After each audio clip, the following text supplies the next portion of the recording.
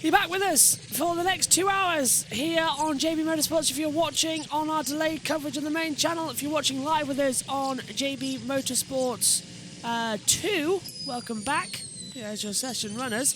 We're halfway in the session. Josh Birch along with Anne Lemridge, Joe Samaniego with you in the commentary box down in the pits. It's Omi and Josh as well. And guys, we are halfway in this race, and there is so much action coming up as well. So much to look forward to going forward.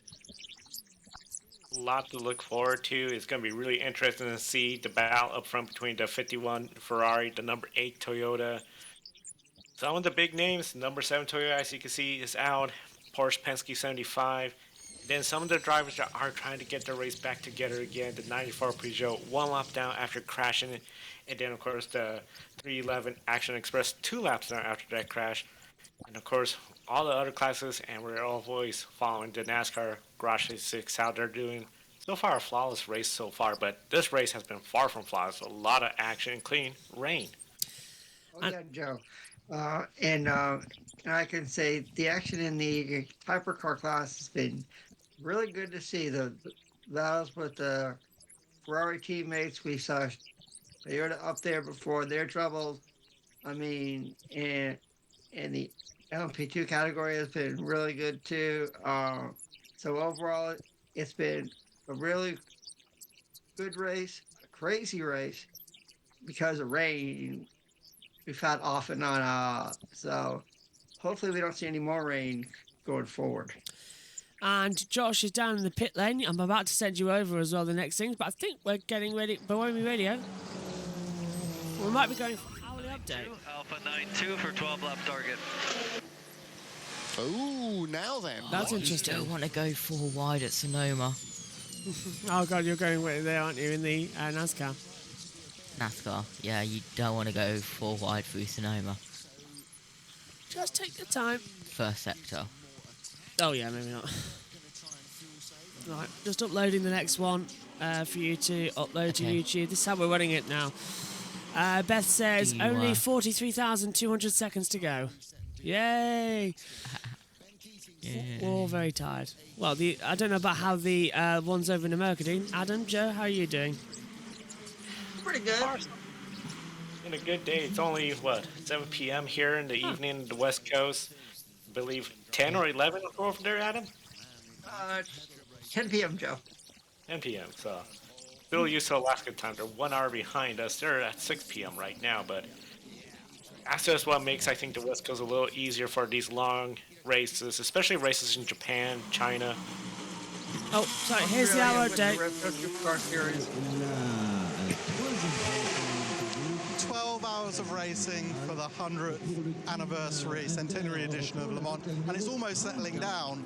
However, we have Ferrari in the lead from Toyota, and Toyota are closing them down. They didn't take tyres on at the last pit stop. James Clardo stayed in the car, and that means Toyota have now got an advantage. We're going to speak to Kazuki Nakajima to see how he feels the race is going. Thanks for talking to us. Good morning. Yeah, good morning. We're 12 hours in. You're in second position. Looks like you're closing down the Ferrari slightly. The race is starting to come to you guys, maybe.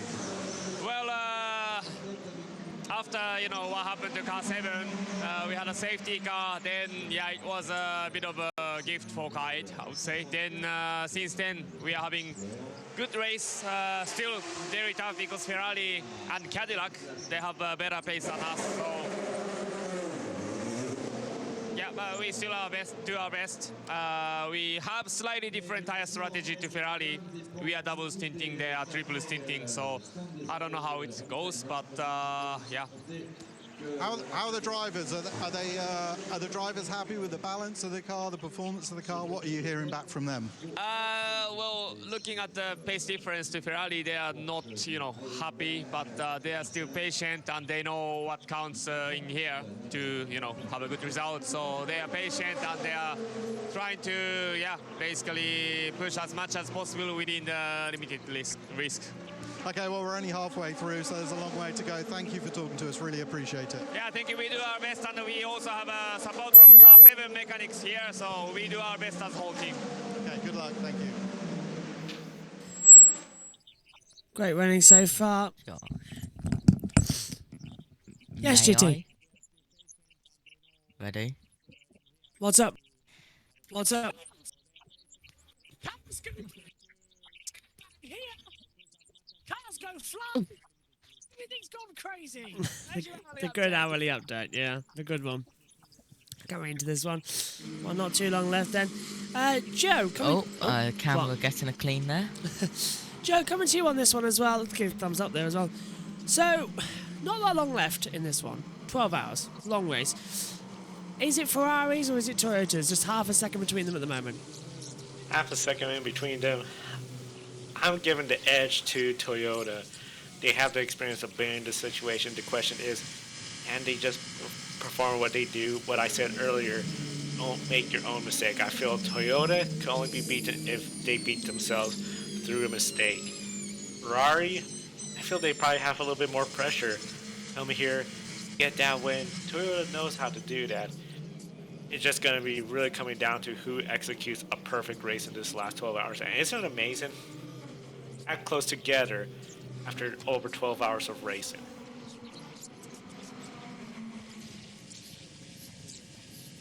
Yeah, I think even though the number 7 Gazoo racing car is out of the race, that number 8 car has been going really, really strong, and it's given a fight to the Ferrari. And we know all the things that Ferrari's done this year in Formula One, so maybe Ferrari can win here at the 24 Hours of Le Mans, give them some sort of momentum as we go into Canada next weekend for the Canadian Grand Prix. Ferrari could use some sort of good fortune in 2023. I mean, granted, it's interesting. But with the Toyota and Ferrari, they're down to one vehicle each with a shot to win. Unless it gets really crazy, then maybe Ferrari with the number 50. But I see it's going to be one of those two. Cadillac, they are there. I don't see them exactly being up there up front. I don't think they have the speed for it. But you just never know. And then, of course, the number 93, that's up there, of course. The 94, which was leading earlier. Oh, it looked like... Was it after Ferrari that locked up? I believe it was, Joe.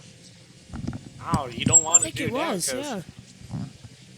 That could be a bit of a costly mistake because you do that and then the tire is flat spotted. That's going to be an unpleasant ride when it comes to Oh no, I think it was maybe it was that LMP2 that locked up, I think. So Yeah, just sorry, my mic wouldn't connect for a second, so I was talking and then it just wouldn't work. So apologies for that. So we try and get everything else sorted. Oh, it's getting to that time in the morning now. It's 3 a.m. We are an hour and 22 minutes away from sunrise here in the UK. Sorry, Josh, do you say you've got it? Okay, I shall wait until it is down. Yes, I've got it and it's downloading. Okay, I shall wait until it's downloaded in order to rename it to what time it is. Now, what's happening here? Omi and Synth saying, I'm back. Hello, Synth. Hi, Omi. Oh, my God. Oh, wow. Omi speaking Dutch in the chat. Oh, Synthil says, oh, my God, I can see the first bits of light outside, 4 a.m. Oh, yeah, it's 4 a.m. over there in America. Hey, listen, as soon as you get the first bit of light in the endurance race, it's like, bang. You get a little bit of energy. And we're getting ready for happy hour, aren't we? It's coming at 4 a.m., 5 a.m. here in France, so getting happy hour. Beth says, agree, no errors, and Toyota will get there, hoping Algarve will win their class as well. Looking fun, this one. Nice to have you back, Beth, as well on this channel. We'll be having the Canadian Grand Prix here too, Beth, on JB Motorsports 2. With an immediate upload and premiere to JB Motorsports straight as soon as the race is over. Thank you very much, Dorna, for 10 days for absolutely nothing that we've been protesting about as well. But yeah, aren't they fun? Anyway, where were we? Oh, Dorna's not What fun. was funny? I just don't get that. Like No. the day of all these watch-alongs and alternative ways of viewing a race. Yeah. It just Borrows my mind. Just Oh, one. I know, Joe. What was Yeah. funny though, I didn't know if I think go we on, can all agree Day that in the this life was made it quite over. funny when it happened. What was Hello, it? Day in the Life. Was when was it? It was in between It was before MotoGP. A sprint race. Yes, I said the series name. Get over it. And I sent Josh the Dorna.com/contact page, Oh, yeah. and as soon as he received that, he was straight out the door, and we had no idea what was going on, and we was just like, okay, Josh has seen the contact page, and he is out of there. May have been. They may have been received a few emails. Waiting for them. Yes, there may have Indeed. been emails received, Uh, but A Day in the Life is here. I'm glad you've made the trip over as well to JB Motorsports 2 after the first one's issues, we keep saying.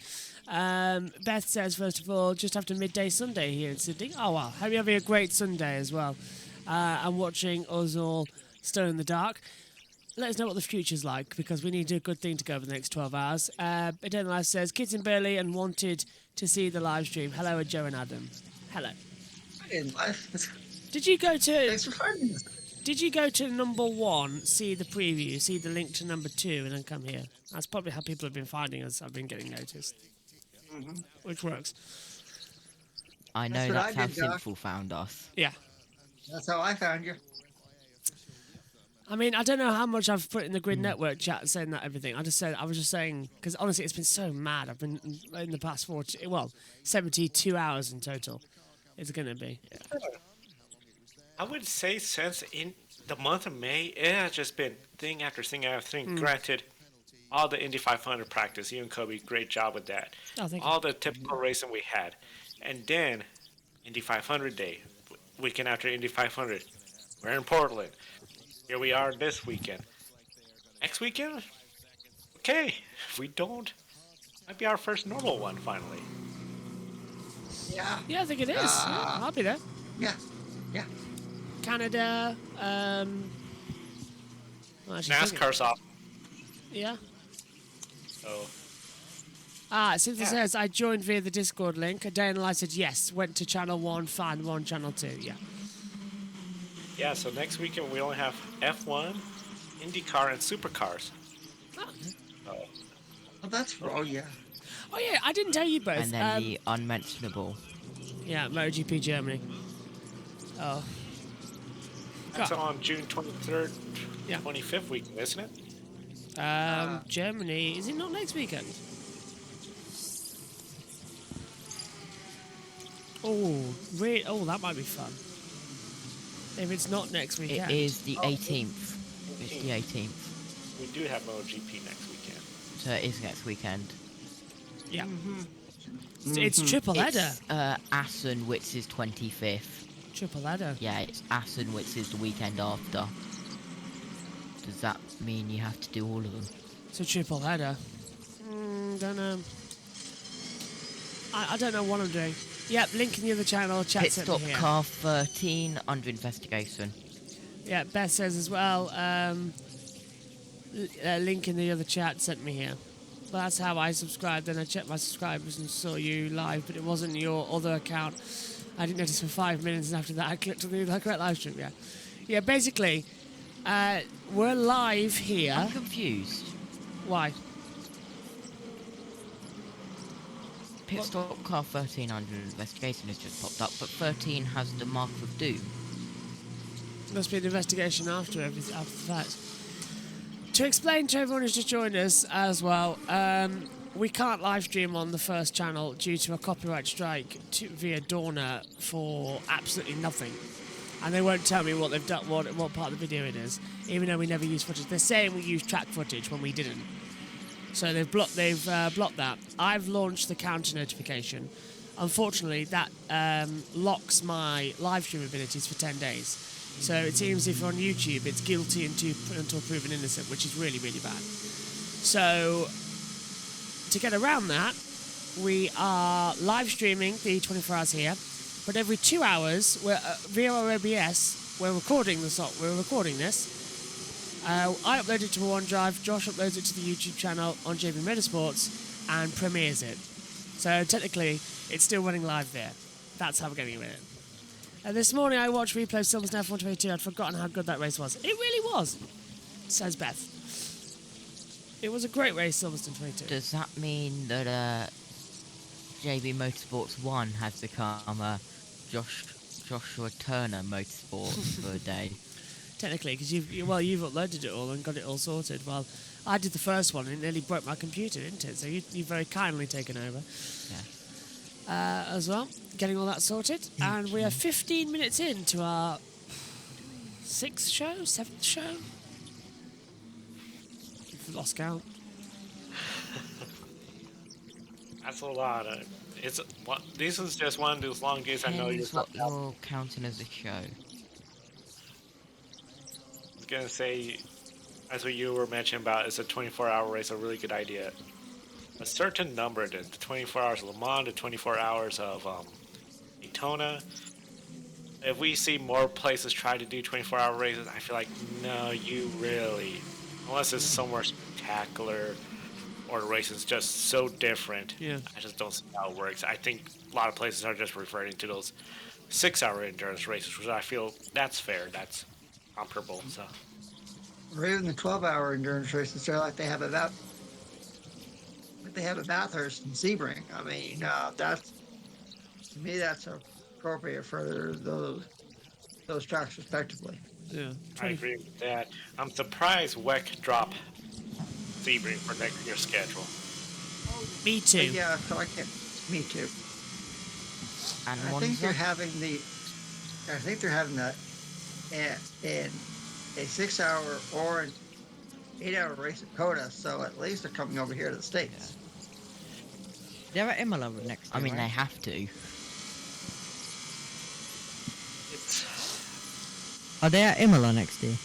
Yes, as far as I know. So they've basically got rid of Monza for Imola. Yeah. A track where you can't overtake to a track where you can't overtake.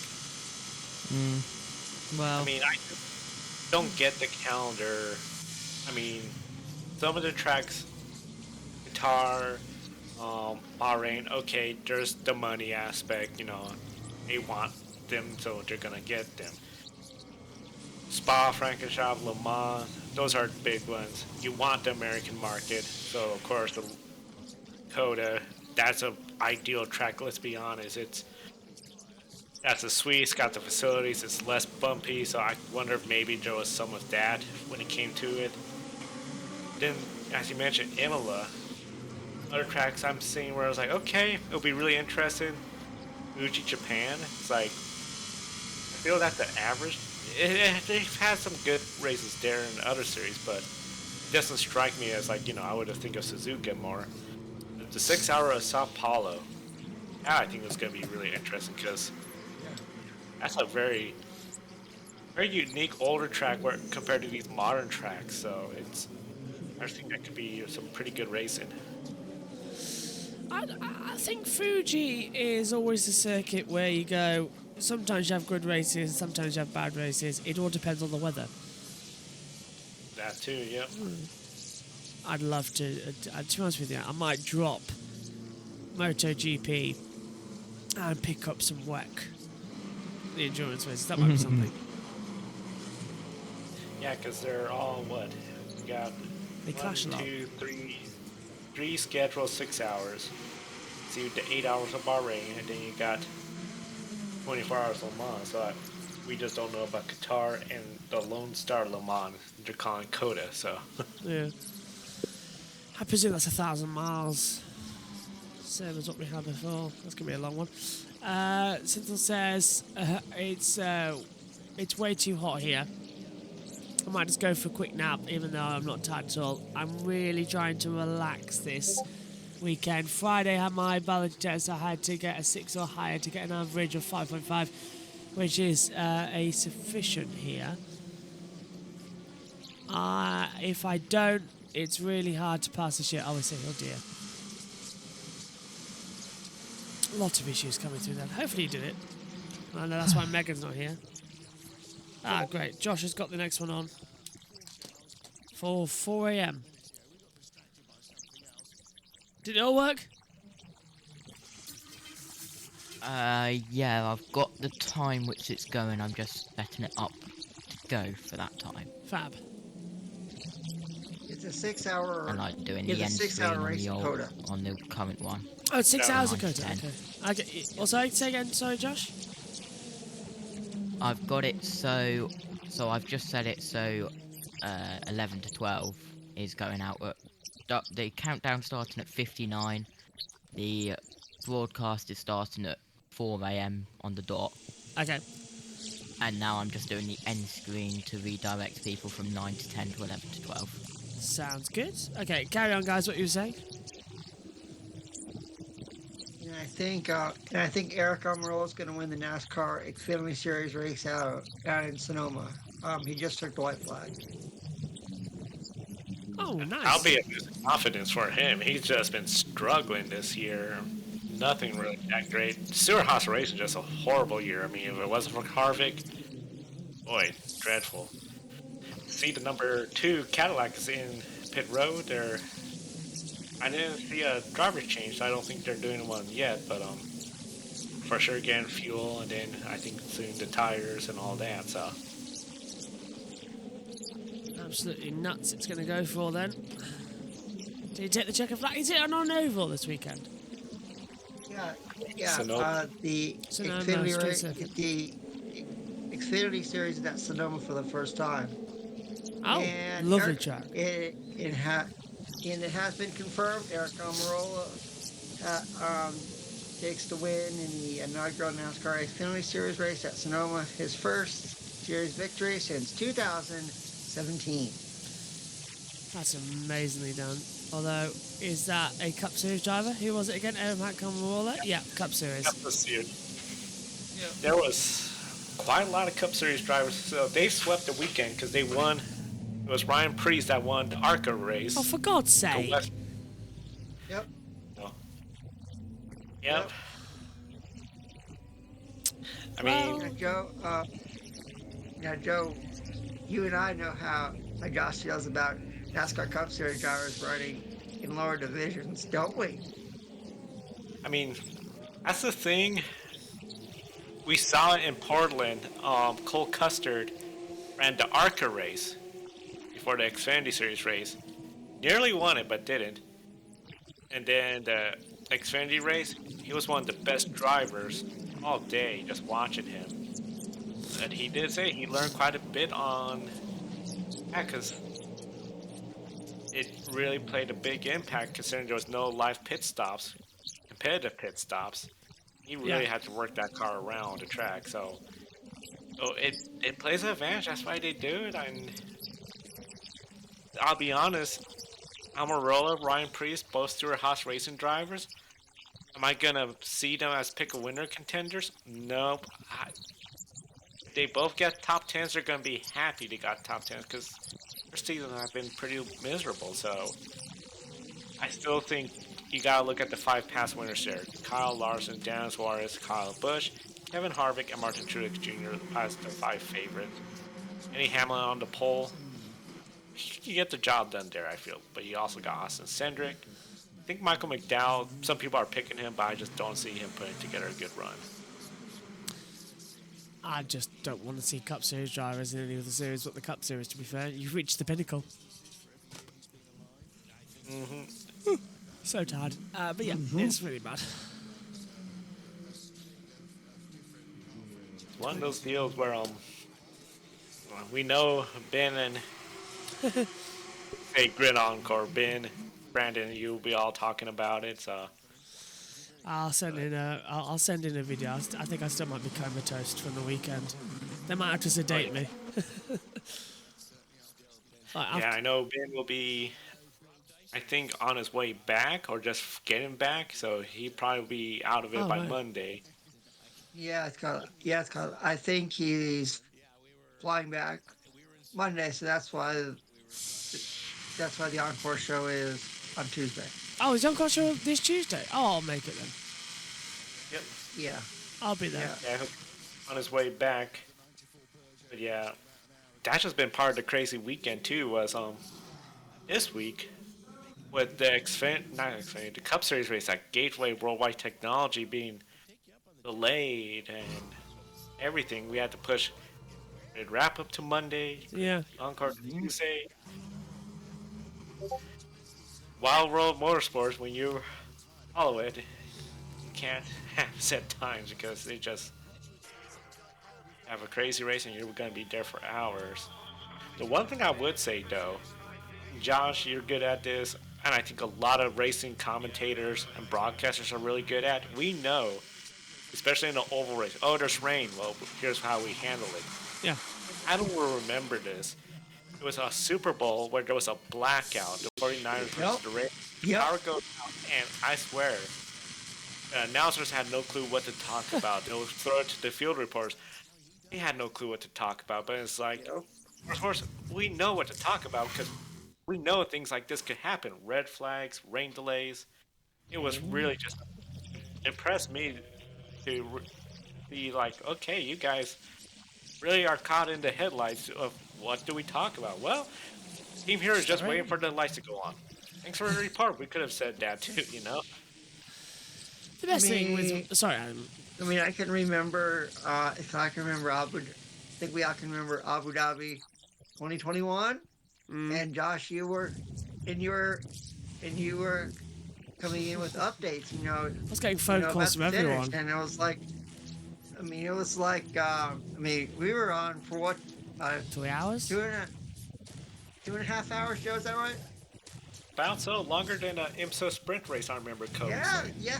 It was like, well, we were the only ones live, weren't we? Everyone else had gone off air. Like, Channel 4 was live, Sky was Sky News, but we were the only ones live, and we were bringing in the viewers. It was great. So I thought, well, let's just keep this going. And I was getting phone calls from everyone and trying to find out what was happening, but we were getting absolutely nothing from anyone. What was it? Mercedes went and took a lawyer to the protest room. They were in the protest room for like an hour, weren't they? And then we were getting all messages from like, oh, Christian Horner's just turned up, Adrian Newey's just turned up, Helmut Marko's just gone in, and all that like throughout the hour. And it was like, what's happening? And then we had another hour where they were debating it. Then it got thrown out, didn't it? And then we had Max Verstappen waiting for the interview as world champion officially, and it was all just a messy end to the season. But I went through 2 mics that day because they just broke on me. I zoned out. I'm guessing we're talking about 21. Yeah, when us all were on the Grid Network wrap-up show for 3.5 hours. We'd gone through the normal script in an hour, as per normal, and then we had to fill for 2 hours. 2.5 hours, because we had no word on whether Verstappen was champion. And this is in the days before the Encore show. Otherwise, we'd just pushed it for tomorrow. So we had to really push. Sounds about fun. Everything's okay. Just got to process it. Then do all the finalising. Make sure everything's finished. And then part, I want to say 6. will be going up? 1 to 2, 3 to 4, 5 to 6, 7 to 8, 9 to 10, 11 to 12. Part 6. Yeah. Yeah, part 6. Well, we're filming part 7 part now. 7. Yeah, we're filming part 7. Well, we're live now all throughout the day, but we're filming part 7 now as well. We can get audio back from the track. Nice. Beth says, fun fact, in the time left in this race, assuming an average of 100 metres in elevation, both up and down, taking no breaks at 3 mile per hour average speed, you could walk from central London to Luton Airport in this time. Yeah, pretty much. Luton. 12 hours in rush hour traffic. You bring up a good point, Josh, about not only, how we had to fill in the time as everything was all occurring, but a lot of the programs have gone off the air, and especially this is when in the United States, ESPN, okay, the ratings are going up, but did you just show the Sky broadcast? Well, there they are on the podium. Congratulations, Max Verstappen. Then they cut off for whatever ESPN show. So you had viewers that are like, wait, there's a protest going on? ESPN's not showing it. They don't got a clue. Now ESPN will be all over that because they know the broadcasting. But that's why I think it's interesting for the channels like your channel, Grid Network.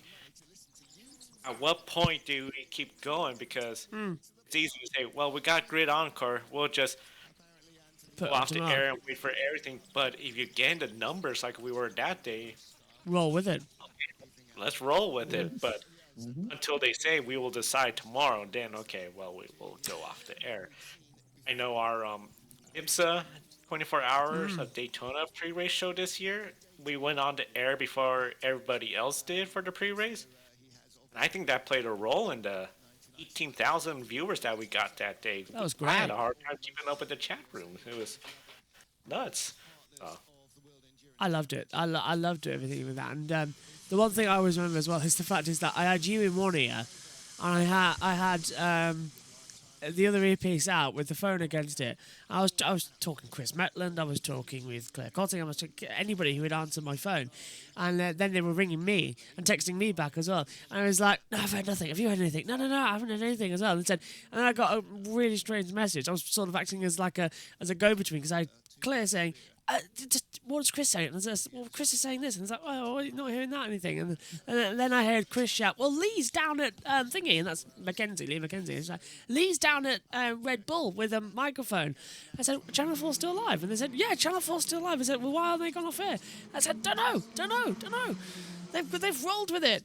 And it's like, oh, we're doing the same thing. So it was a really weird day.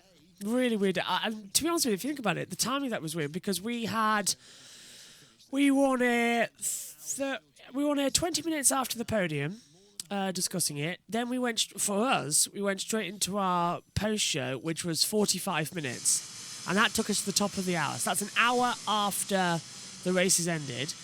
Then we had our show, which was 3.5 hours. So if you think about it, we were non-stop for 4.5 hours after the race, trying to work everything out. And that's the thing. It was because if you were watching on ESPN, you just assume, well, Max is the champion. Broadcast over. Next up, Sports Center, where they didn't talk about F1 because it was just, oh, we inherited F1 because it didn't cost us money, and thanks for this new rating boost. Now, if that was to repeat again, ESPN will be all over it. Yeah. They will breaking news out of. We got to go back to Abu Dhabi. We got our reporters there. It really shows, I think, a lot of the broadcasting teams missed out on, I hate to say it's more drama, but it is the kind of drama where fans are talking about. It's unfortunate because it was such a great season. I feel that just almost tarnishes the season that, a controversial handling of the final safety car has a champion where there's still people that are. I still hear the Lewis fans saying he's an 8-time champion. It's like All the time. And at least that's where I'm hoping we don't have these kind of things in F1 again. Especially, I just think it's unfortunate that this was your best season when it came to the competition. 2 drivers tied for the championship, and it gets blundered. I know some people. Curious to hear your thoughts, Adam. The Indy 500 finish. Do you think that was fair finish? Yeah. I mean, I was calling the Indy 500 with Josh, and in that last red flag, Josh, you remember, we couldn't believe it. It was Did, yeah. I mean, it was, crazy. I mean, and they were snaking, down the front stretch. I mean, it was like, I don't know why you're doing that. I wouldn't do that, because of the pit road area that's there. That last red flag was really unnecessary and caused a lot of controversy. I will say that. So, hopefully we don't have that happen again. Oh, we will. Once was enough. Someone will go wrong and it'll happen again. We all know it'll happen again. Yeah. Race control. What's happened? 5 seconds added to the next pit stop for car 23, the United Autosports LMP2, for a pit stop infringement. Oh, yeah. Seen it up on our time yeah, screen. I'm going to lay back down in my chair for the next 6 minutes before I have to do anything. Synthel says, it's bright enough for me to say it's officially a Sunday morning. It's still dark over in France, in Le Mans as well, so it's not just yet. And sunset here isn't due, sunrise isn't due for another 55 minutes here in the UK. Day in the Life says, I was at the race and so many fans cheered for the last red flag. I felt IndyCar really went NASCAR to ensure the fans left happy, and most did, including me. I think they made an interesting call. I think it was a great end. It was still a great end, but it was an interesting call. Dangerous call. The one thing I would say, I hope IndyCar makes it where it's like, okay, here's the rules, because the teams didn't know No, they didn't. what was going on. The broadcasters didn't know. And race control, they allowed them to still do another lap, snaking through the crash. If they had planned this in advance, like, okay, immediate red flag, teams knew, everybody knew, Yeah. we would have gotten a true green-white checker finish like NASCAR's would. But if they're gonna do this, I'm gonna say it, they should be doing that at every track. So if we get a one-lap shootout at Iowa, Toronto, Portland, we did it at Indy, we should do it for all of them. So It'll happen. And to be honest with you, I think there should be more 500-mile races on the calendar, like they used to be. There used to be, 3? And then there was, 4 at one point. But they're gone. Joe remembers this. You remember the Michigan 500 from Michigan Yeah. International Speedway? You had race. You had the California 500 at the Auto Club Speedway. You had the Pocono 500 at Pocono International Raceway, and to me, it's sad that there isn't a lot more 500-mile races because a lot of fans like them, and they need. Hopefully, they'll bring a lot more back in the future. And also, one track I want to see come back on the IndyCar schedule is Milwaukee. Great circuit. It was the week. It was the week after the Indy 500. I mean, it always put on a good show. So, I mean, I know you, Joe. You probably want to see the Milwaukee Mile back on the IndyCar schedule as well. I would, and that's one of the things I feel Indy 500 is almost the last, besides Long Beach, because there used to be a lot of tradition. It was Yes. after the Indy 500, go to Milwaukee. Yeah. We don't got that no more. It's changed to where now this year was Indy, then Detroit. What it's going to be next? The 500s, the split between kart and the Indy Racing League. If we never had that split, we would have had, especially on the heyday when kart was really popular, a true triple crown of the Indy 500, the Michigan 500, and Fontana, California 500. Oh, fantastic. Montana would close out the season. Oh yeah. I mean, seeing those Indy cars go 3 wide at 220 miles an hour at Fontana. I mean, that was pure awesome. I mean, it was That really was- cool to see.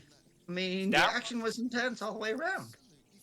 That was an intense race, and as you said, intense, because that was a race where truly this were granted we had the Hanford device, which made it a little bit package racing, but before that, it was pure, go as fast as you could handle, 220 plus, Really great And- stuff. Yeah. brilliant stuff of racing, and I feel Oh, we've got a yellow. 500 47. 47. It spun at the Porsche curves. Oh. And that was Is really it third in maybe- class. A Number little bit of a 40. curse that I was about to do a Mark with Doom update. Yeah, it's the 47 Core Racing with DeGeneres at the wheel, and it's broken. The wheel suspension. There's a car coming through. Stay to the right. Stay to the right. It keeps it going. So that's at Porsche curves. It'll bring out a yellow. Bodywork everywhere. This could be slow zone. This could be slow zone. Maybe Slow zone is full coming. Courcello. Yeah. Yep. That's the 47 then. So it's lost it, hit the wall, and then it's gonna rip off the suspension and make it back. Go on, Joe. I was gonna say, just looking at it pulling away and the debris coming off, I think, he just Suspension, yeah. ran over that big one, lose the headlight. It'll be in the garage for a while, but here's a replay coming up. Second car and shot. Oh, it's already round. Oh. It's already. Huh. It didn't touch the wall of the insides. It's gone through the gravel trap. ricocheted, hit the front end, ricocheted backwards and hit the wall. Yeah, seeing the gravel trap, I saw those tire marks. Is that from that 47? I know. Is this it? Yeah, so it's off on the No. gravel trap already, and Maybe. miraculously it didn't hit that inside wall, or maybe it did, and that's what caused it to spin around, ricochet off across. That could have been crazy if there was another car in the wrong place. Josh, Yes. do you have your marker O'Doom in hand? Yes, why? Okay, for the GTE AM, you can cross off the 77. Dempsey Proton Racing. Yep. Yes. The 66 I already have that off. and 72. I already have that off. Cool. Fab. And here's the 47 in. Yeah, it looks like bodywork damage will be changed over. A Day in the Life says... oh no, we've seen that. I was at that circuit. I'm just going to stick my head out the back of the commentary box door. I just want to see if it's light. Give me a second. Adam, I'm sort of surprised seeing how, with this race, the number of mistakes. I know everyone's pushing the competition is closer, but are you surprised with the number of mistakes we're seeing from drivers? Because it's a long 24-hour race. Yeah, Scott, I'm surprised, Joe. It's called, and like you said earlier, having a safety car in lap one. If you had told me that on a bingo board, I wouldn't have thought. I wouldn't have thought that. I mean, it's been a really crazy 24 hours. It's been a really crazy race so far, and I don't think the craziness is done. Yeah, I don't think it's done either. Just after seeing this, I mean, it's only going to take a mistake Hello. to occur for the lead It's cars. getting lighter, isn't it, Josh? It is light.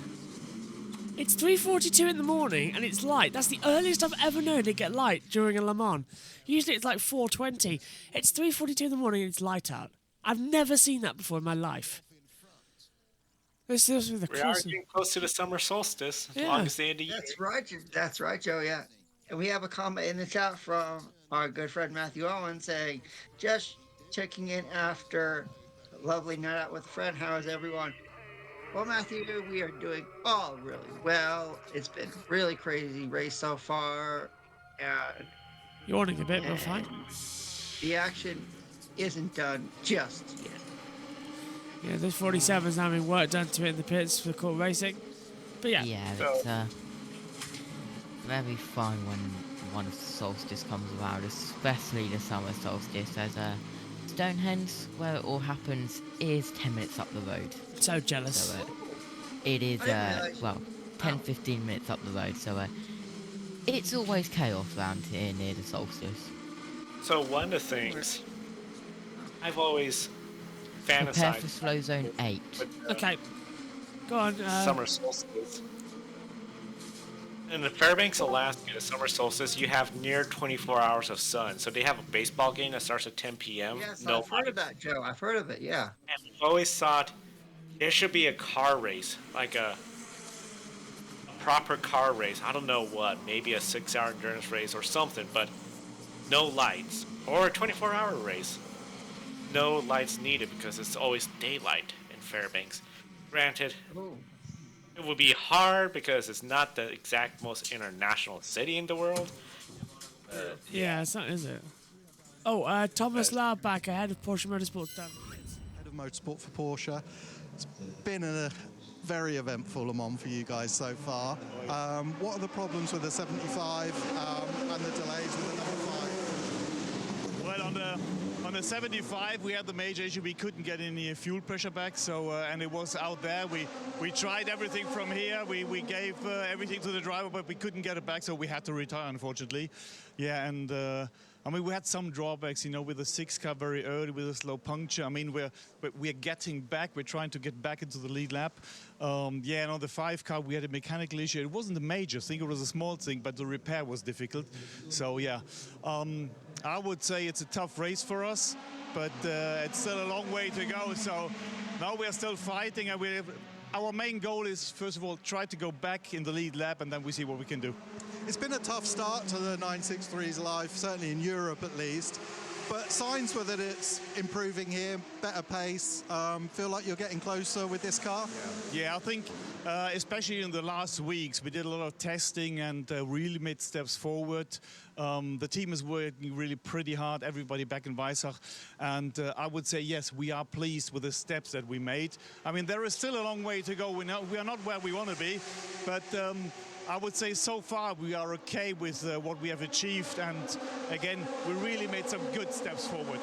Okay, well, Le Mans will throw more surprises at us, I'm sure, but thank you for spending some time with us. You're more than welcome. Thank you.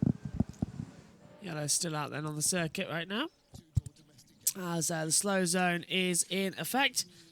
Tell you one thing though, you get to this hour of the morning as well. You wish you could clean your teeth. That's what I was feeling right now. As soon as it's possible, I might go in and do that. Or so I should have invested in breath mints in the commentary box. Dave Rice says, a question for Joe. How many racetracks in Alaska?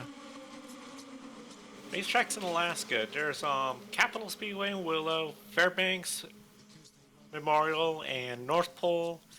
Alaska Raceway Park has the NASCAR and NHRA drag strip, and then Kodiak as a dirt track there. I've raced at Capitol, Fairbanks.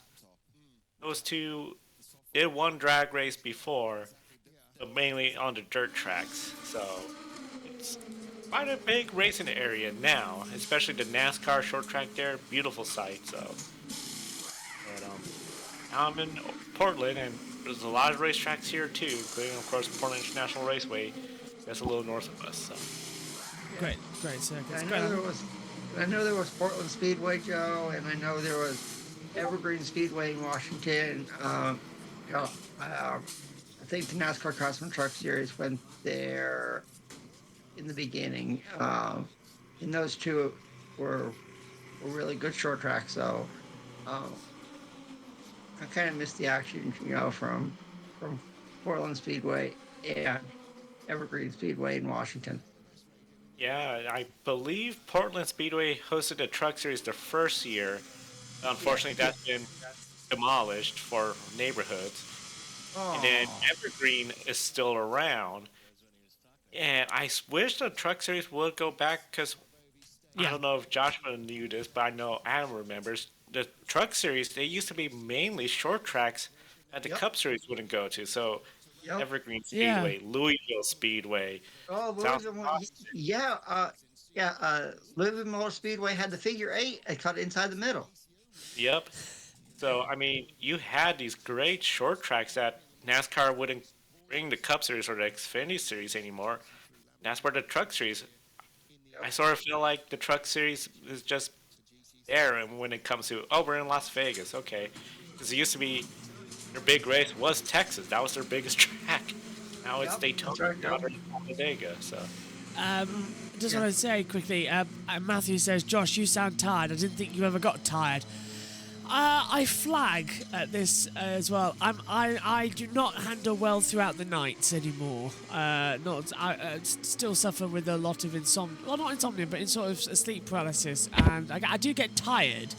And then I do need to sleep. But as soon as that sun's up, and I properly, and I go get a bit of fresh air, I'll be right back up. And it's like you get a second wind and you all go punching already. So I'm sort of just like, I'm like saving my energy right now.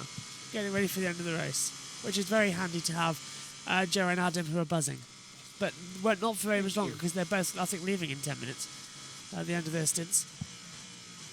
I'm here for quite some time. I signed up for hour 10 through 14, so... Oh, what have we got on? What are we on? Hour 13? It's the next one. Right. Adam, where have we got you to? We are currently on hour 13. Okay. So we've got one more hour. Never mind. The Fat Sticks made his way over. Brilliant. Good morning from the Porsche Curves, brother. Good morning. Glad you found your way over from JB Motorsports 1 to 2.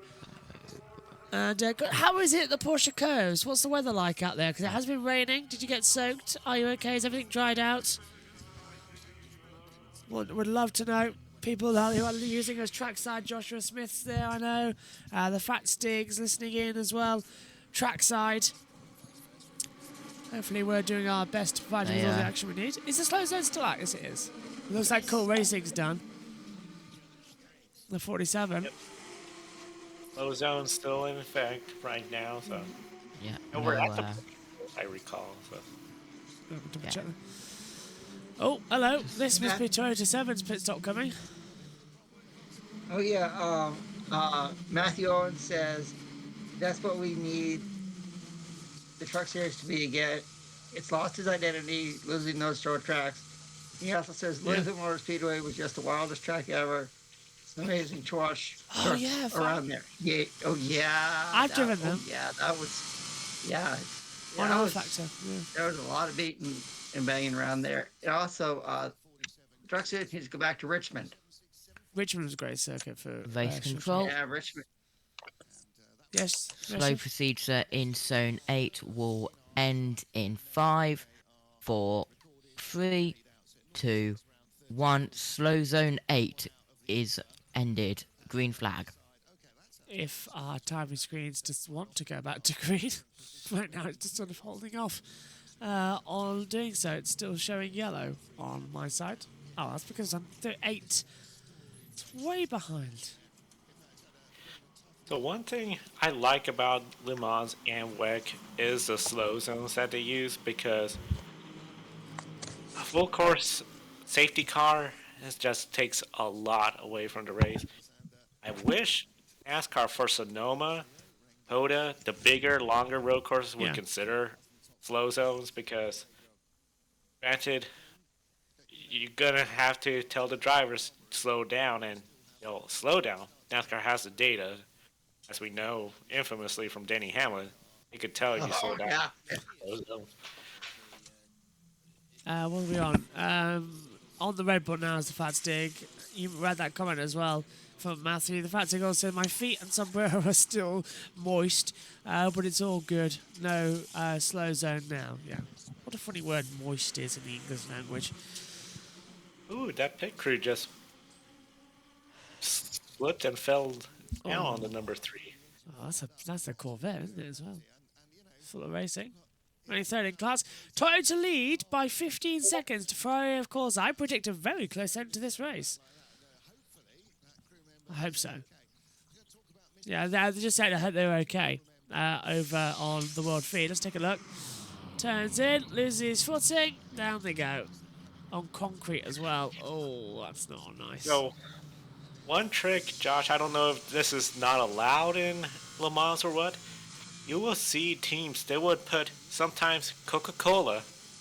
They'll spill it on pit road because it gets sticky as it dries. Tacky. Is that clever? I'm wondering- Is that legal? Oh, that's clever. I'm curious. Is it illegal to do that here in Le Mans? Do you know, how do you clean it up, though? How would you clean it up? Yeah.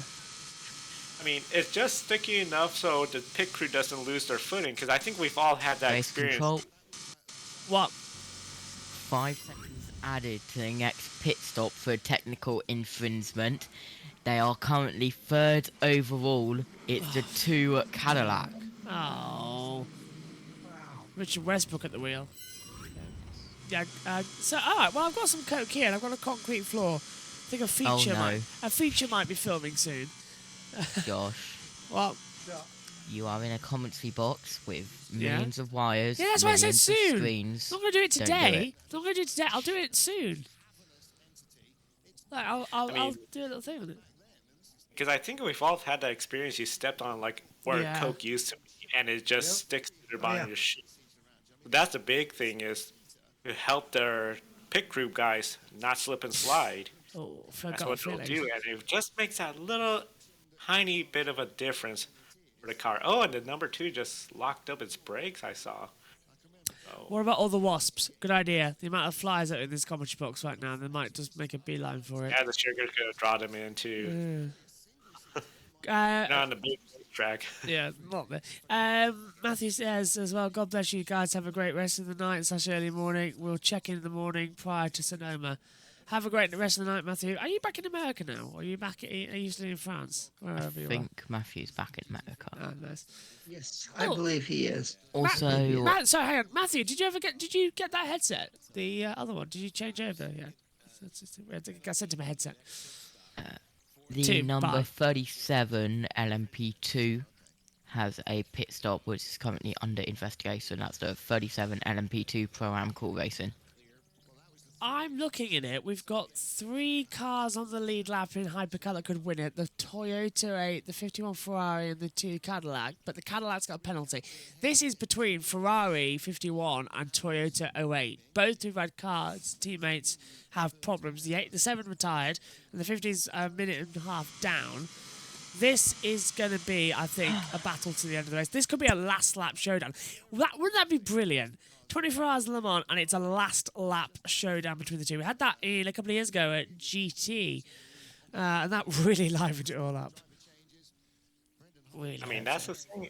A safety car could just bunch the field up again, and we'll see what happens. It's still very early in this race, 11 hours. I mean, we've seen plenty of things happen already. I would not be surprised if we see a lot more things to keep us talking about. It just seems every hour something is happening and we're talking about an incident. Hello to Chambers, who is skipping the long yellows on the main channel. And saying if I get synced back up, I will stop back by.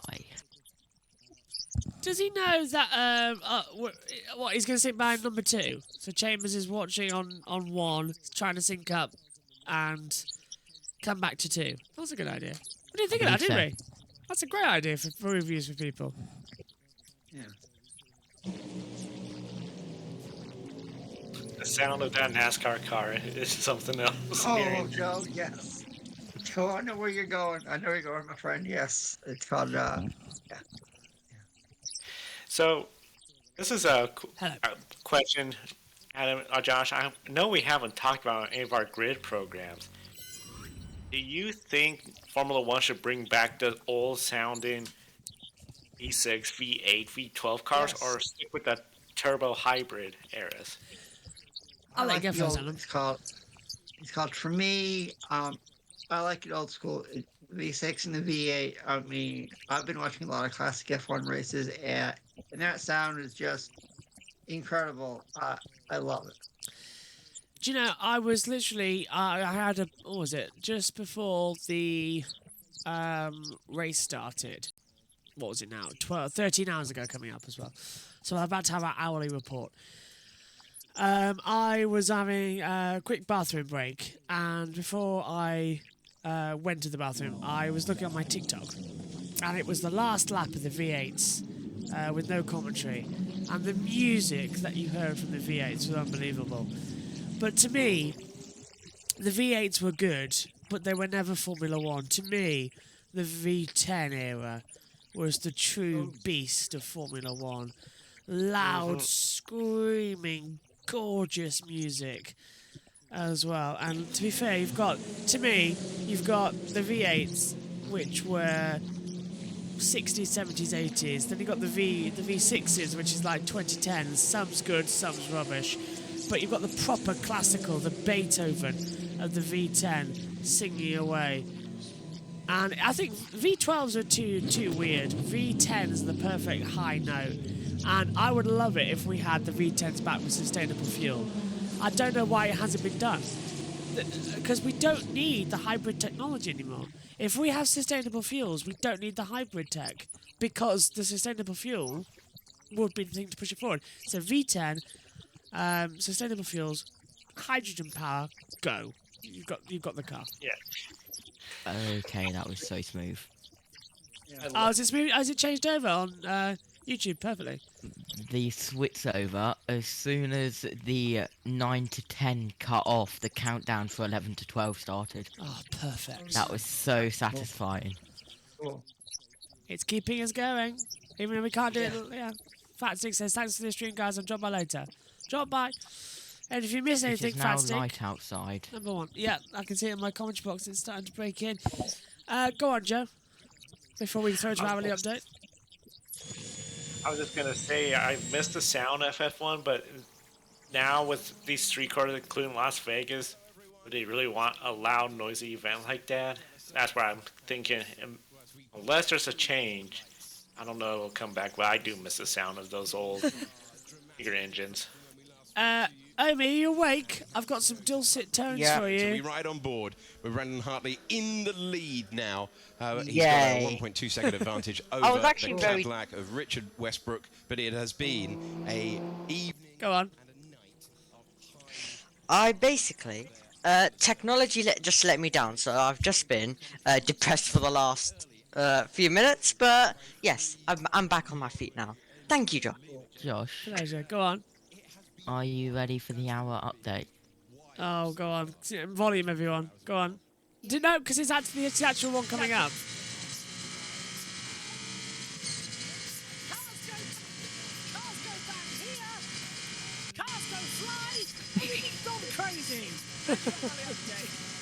It's been pretty much the early update, yeah. Everything's got a bit crazy. Okay, they're not doing an early update. Okay, that's weird. They sometimes do it a couple of minutes late. So that's the hourly update to keep you going before the real one comes. Whenever it turns up. Josh, it's caught. Okay, Josh, it's caught. I'm gonna head. Josh, it's caught. I'm gonna head out and you can go watch the rest of the stream. I will say, Joe, it's been a pleasure working with you again. So hopefully we can do this again in the future. Definitely sounds like a plan. I know Josh's great streams here. Hopefully next time will be on Channel 1. Absolutely. Thank you, Adam. Take care. And let's go down to the pits. You're welcome. We are about an hour from sunup here at Le Mans, and I guess if you've only just tuned in and you see Toyota in the lead, you might think it's been a predictable race, but it has been anything but that. We have seen lead changes, we've seen crashes from the lead, we've had some rain. We're expecting more rain, but we haven't had it in the last few hours, so things have settled down. So as it stands, we have the number 8 Toyota in the lead, the 34 Inter Europol car leading P2, and the 54 AF Corsa leading the GT AM cars. All I would say is, having been here for most of the night, it's just such an amazing thing to witness firsthand. To see these guys working so hard, the Peugeot that crashed already, and seeing them work so hard to get the car out again. It's really a privilege to be here, and the race is a long way from over. So my update is, please update everyone from the commentary booth, because there's been so much happening. Down here, it's just an amazing place to be.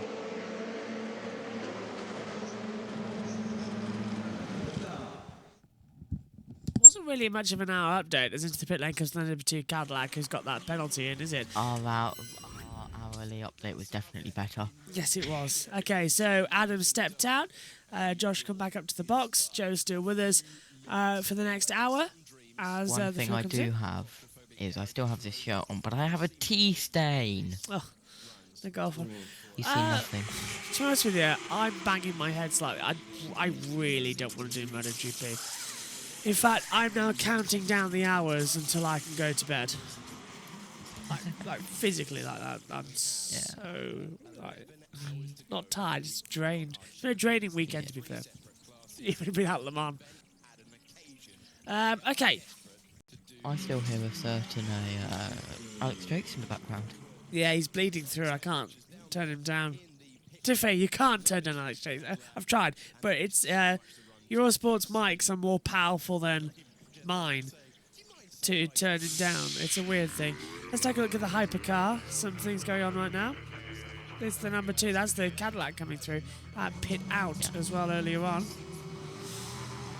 Oh, come on. Toyota versus Ferrari. Good little battle, but I would actually really like the Ferrari 51 to win. I'd like the Ferrari to win for the first time since 1965. It's just got such a good news story to it as well, and it'll certainly make our grid wrap-up show interesting. Joe coming into it and say Ferrari win at Le Mans. The Ferrari win will, I think, be very popular. I mean, nothing against Toyota winning. If they win, they definitely earned it. I think fans always sort of like the idea of somebody new, and the case of Ferrari, a historic team, a historic win on the 100th centennial. That would be, I think, a very popular win. And I think it would just really lead up to next year when we have everyone back again, potentially more. Another 5 seconds. And it's the next pit stop for car 37 of the Cool Racing LMP2 Pro Am. For a pit stop infringement, that's their second one in 2 pit stops. so they've had one each for their last 2 pit stops. Just getting worse, isn't it? Finding on board with El Bamba in the number 2 Cadillac Racing. Just a reminder, what we're going to do as well, I know we've uploaded all these to the JB Motorsports main YouTube channel, but afterwards we will upload the whole 24 hours combined together at some point and premiere it during the week. Probably Monday. Probably Tuesday, actually. I don't know. We'll figure that out. Probably Wednesday, actually. Probably Thursday, actually. Probably Friday, actually. It's just so much to do.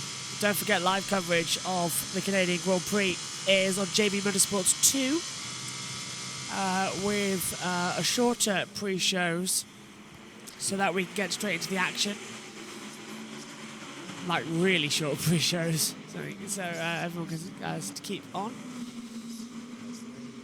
the main channel so we can upload them still. Because the thing is, Dorna may have stopped us for one session despite us having an agreement, but Fom and me, we still need to broadcast them, so I hope they're okay with me doing it here. Car's getting ready to go in. Michelin's checking the tyres there, actually, after their stint. Brand new wets coming in. It's really interesting in seeing how we have the different compounds here. You got Goodyear, you got Michelin.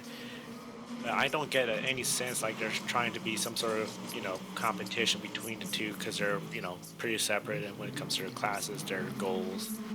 And even they were talking about Michelin role in IMSA, which of course we know IMSA, that falls under the NASCAR umbrella. Really, I think this is just all part of nice thing of seeing all the teams sort of and the partners making it work for such good racing, where we're not talking about a tire war and commonly seeing flat tires. So, do you know? I think this is the first time, as I'm a bit laggy. Don't know about anybody else. It's lagging a little bit. This is the first time I think I've ever known it be light in the UK before it's light at Le Mans. I've never known anyone else. It's always risen in Le Mans first, not in the UK. generally in the summertime, especially as we're getting closer to the summer solstice, you'll get longer daytime further north compared to south. But it makes sense that you're seeing the sun first because the way the Earth's tilted. That's why in the wintertime, the sun will come up first in France and then you guys. Ah. Living in Alaska will teach you that. We never got... we never... It was a difficult one when we did geography as well, in terms of the fact is that what they actually got to teach us. We have to mainly learn it for ourselves in the UK on that little matter. Learn? I mean, brain not where making I sense. was, the shortest day of the year you had maybe 4 hours of sunlight, if it was sunny.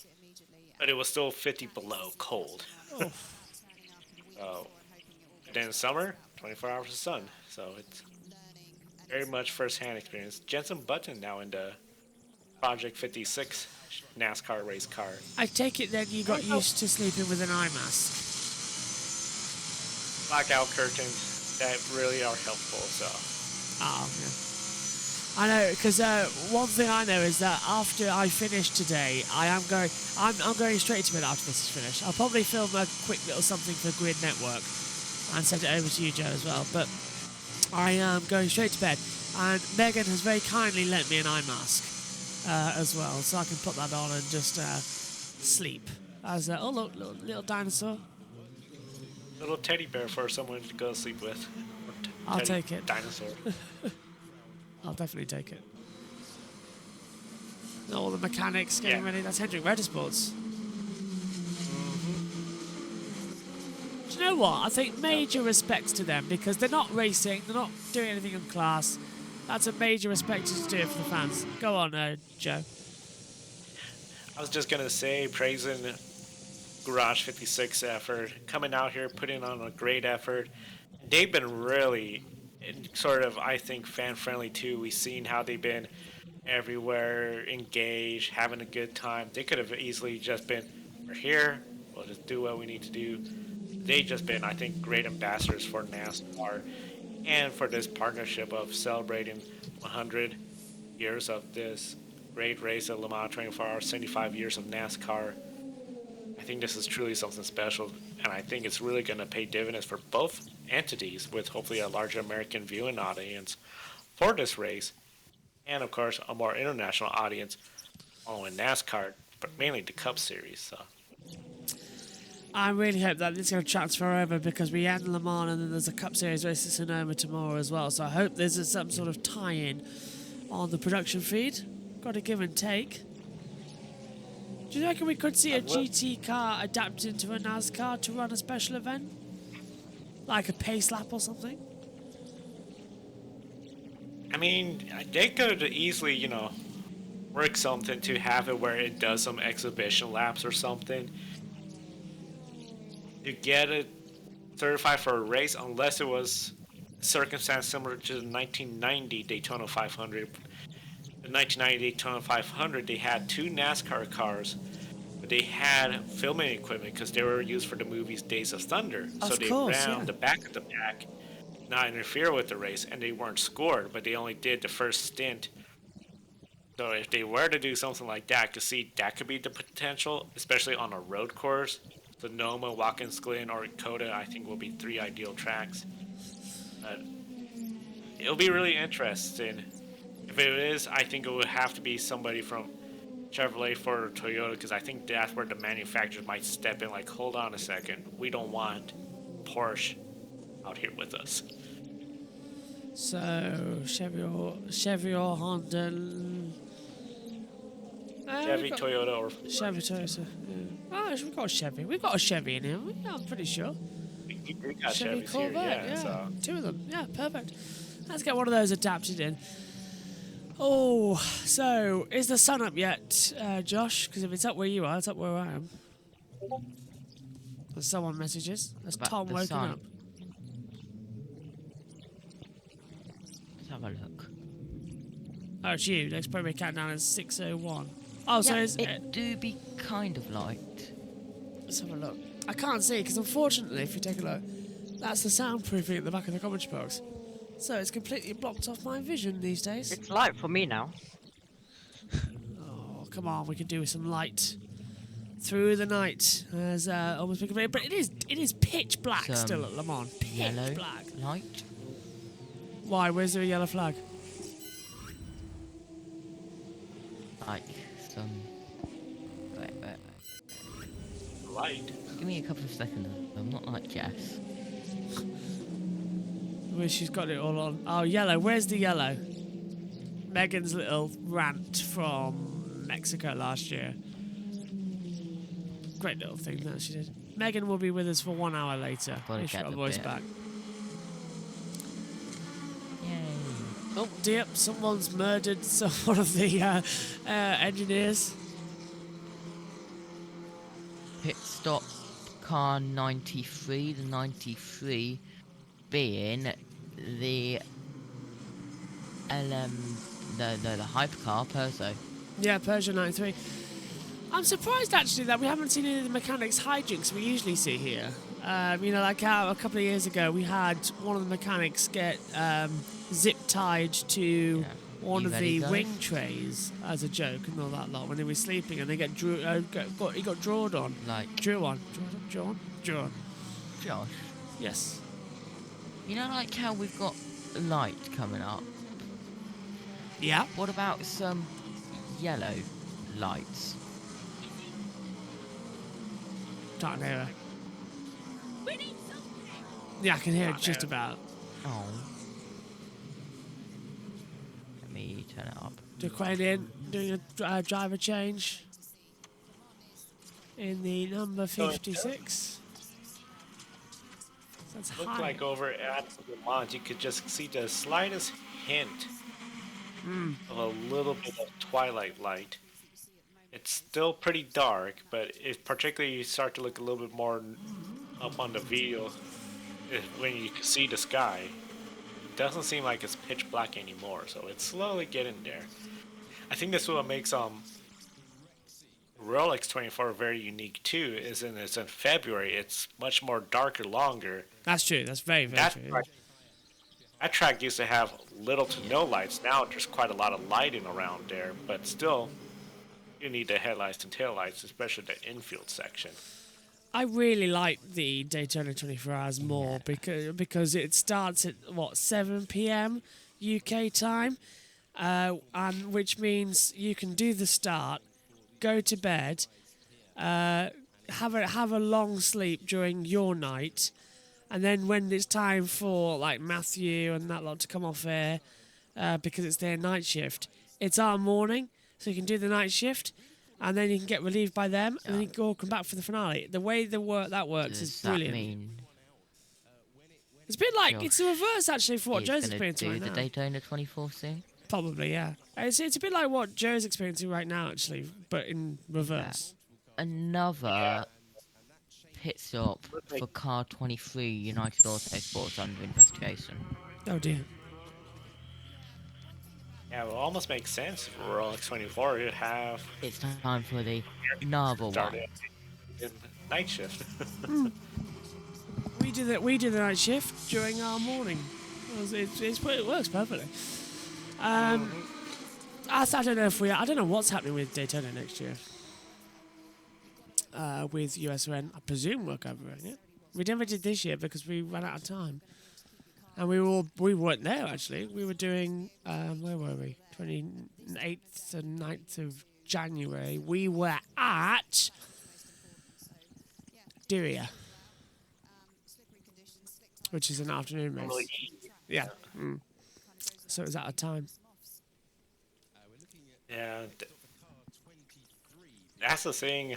I'm really curious what's going to happen with the Daytona next year. If we'll see any of the WEC teams show up, scheduling with the other series, because we know Formula E, there's no racing this week, and that's why we have Felix Acosta here.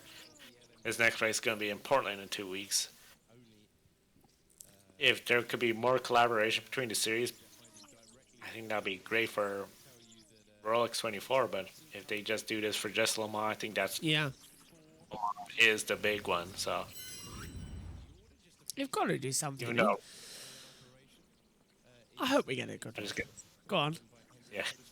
I was just gonna say, seeing all the Rolex ads here, it's like, man, Rolex would love the idea of some sort of challenge. It was like, if you could win the Daytona 24 and the Le Mans 24 in the same year, get some big bonus or really fancy watch from us. Why not? We've also got the Spa 24, haven't we? And the Nürburgring 24 happened recently. It's like the four big ones, isn't it? Daytona, Nürburgring, Spa, and Le Mans as well. America, France, Belgium, Germany. I believe, isn't there a 24-hour race in Bahrain? But I believe that's on more GT cars, correct? Yes, I think so. Yeah. And then the UK used to have the Brit Car Silverstone 24-hour race, which was like for GT3s, but that disappeared. Really disappointed. I think it still goes on, but it's like now in a really lower class, like GM ones or something, or like modified ones. So you could clearly see on the British Mans, GT have the Silverstone 500. All right, yeah, go on, Joe. I was gonna say, on the coverage, you could really see the sky lighting it up. The sun's coming.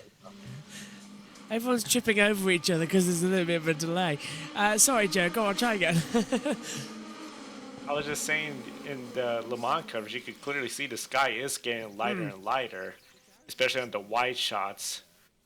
You can see the tree lines, the sky is that darker blue, so sun's coming. It's not pitch black no more. So Into the golden hour then, where the track's going to be at its best the entire day. Early sunrise, some fast times. Time to come into the pit lane, fuel up, get some new tyres. JT.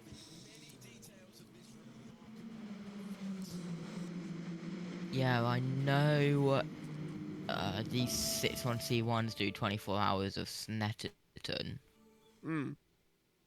British GT, of course, have the Silverstone 500. Yes, yeah. But the Brick Car Endurance only have like 2 hours of Silverstone Not the 24 anymore. now. Oh, Don't believe why so. don't we have a 24 hours? To be honest with you, I don't know why Silverstone isn't put up as a night circuit as well. Like they haven't installed lights. I think Silverstone with lights would be amazing. That way, we, Silverstone? I mean, yeah. it's got that. It's got the curfew Has it got the curfew? for it. It's just out where I went. When I went, it's Think so. it's on the it's next to the motorway, and it's just outside of the thing, isn't it? So it's not it's could do it. Yes, it's fine. Yeah, should be fine. Yeah. Yeah, go on, Joe. I think they've been like 6 and C1 24-hour Yeah. races there. That's the thing with tracks. If there's a curfew, that just ends the discussion. Portland International Raceway, because of the proximity to the race, to the neighborhoods, because it's in the city limits. I believe it's 9 p.m. Oh. 10 p.m. No more racing. So you can't do a 24 hours race there unless it's electric cars and it's I was really about to say. quiet.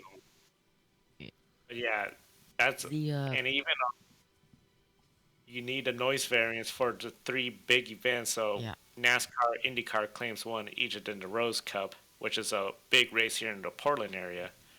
The Formula E didn't need one, thankfully. So I was going to say, because surely we can go longer in case Formula E gets stopped. We can still go on past 9 because it doesn't get dark then till late anyway. We've seen that in the past. yeah, it'll be if it's sunny, it'll be nice and sunny long time because we're only 3 days after the summer solstice. Brilliant. Doesn't matter. Will we get sun or we got rain 2 days ago for the first time in 22 days, but that's just how it goes here in the Northwest. Yeah, now getting to the point of the day where my brain is... DRS 6 and C1 24 hours at Silverstone. That was 20th to 21st of May. Okay. There's a massive delay. On what? Discord. Oh. I was going to say, we're all tripping over each other, aren't we?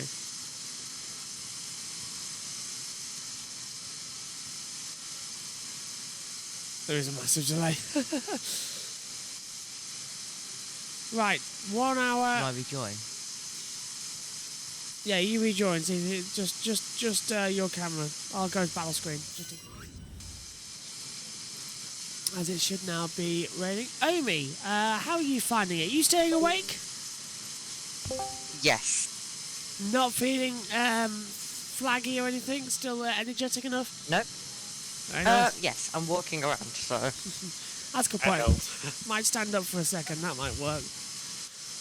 Get a bit of energy together.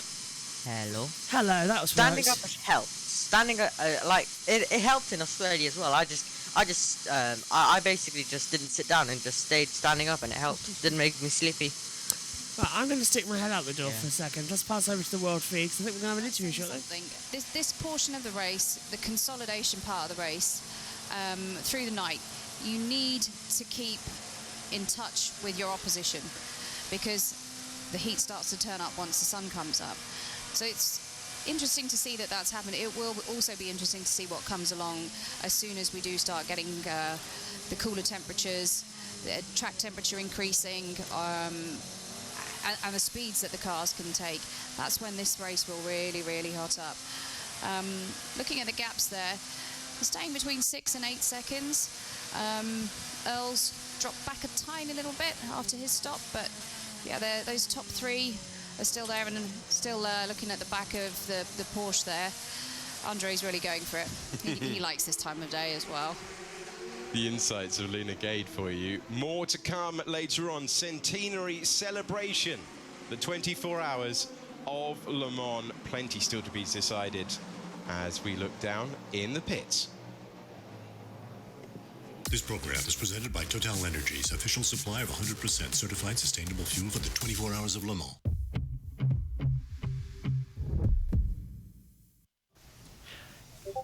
Overall, this race, I think, is going to be something where we got the sun coming up. Slowly, of course. Do you think I'll end up looking like my mum? I hope so.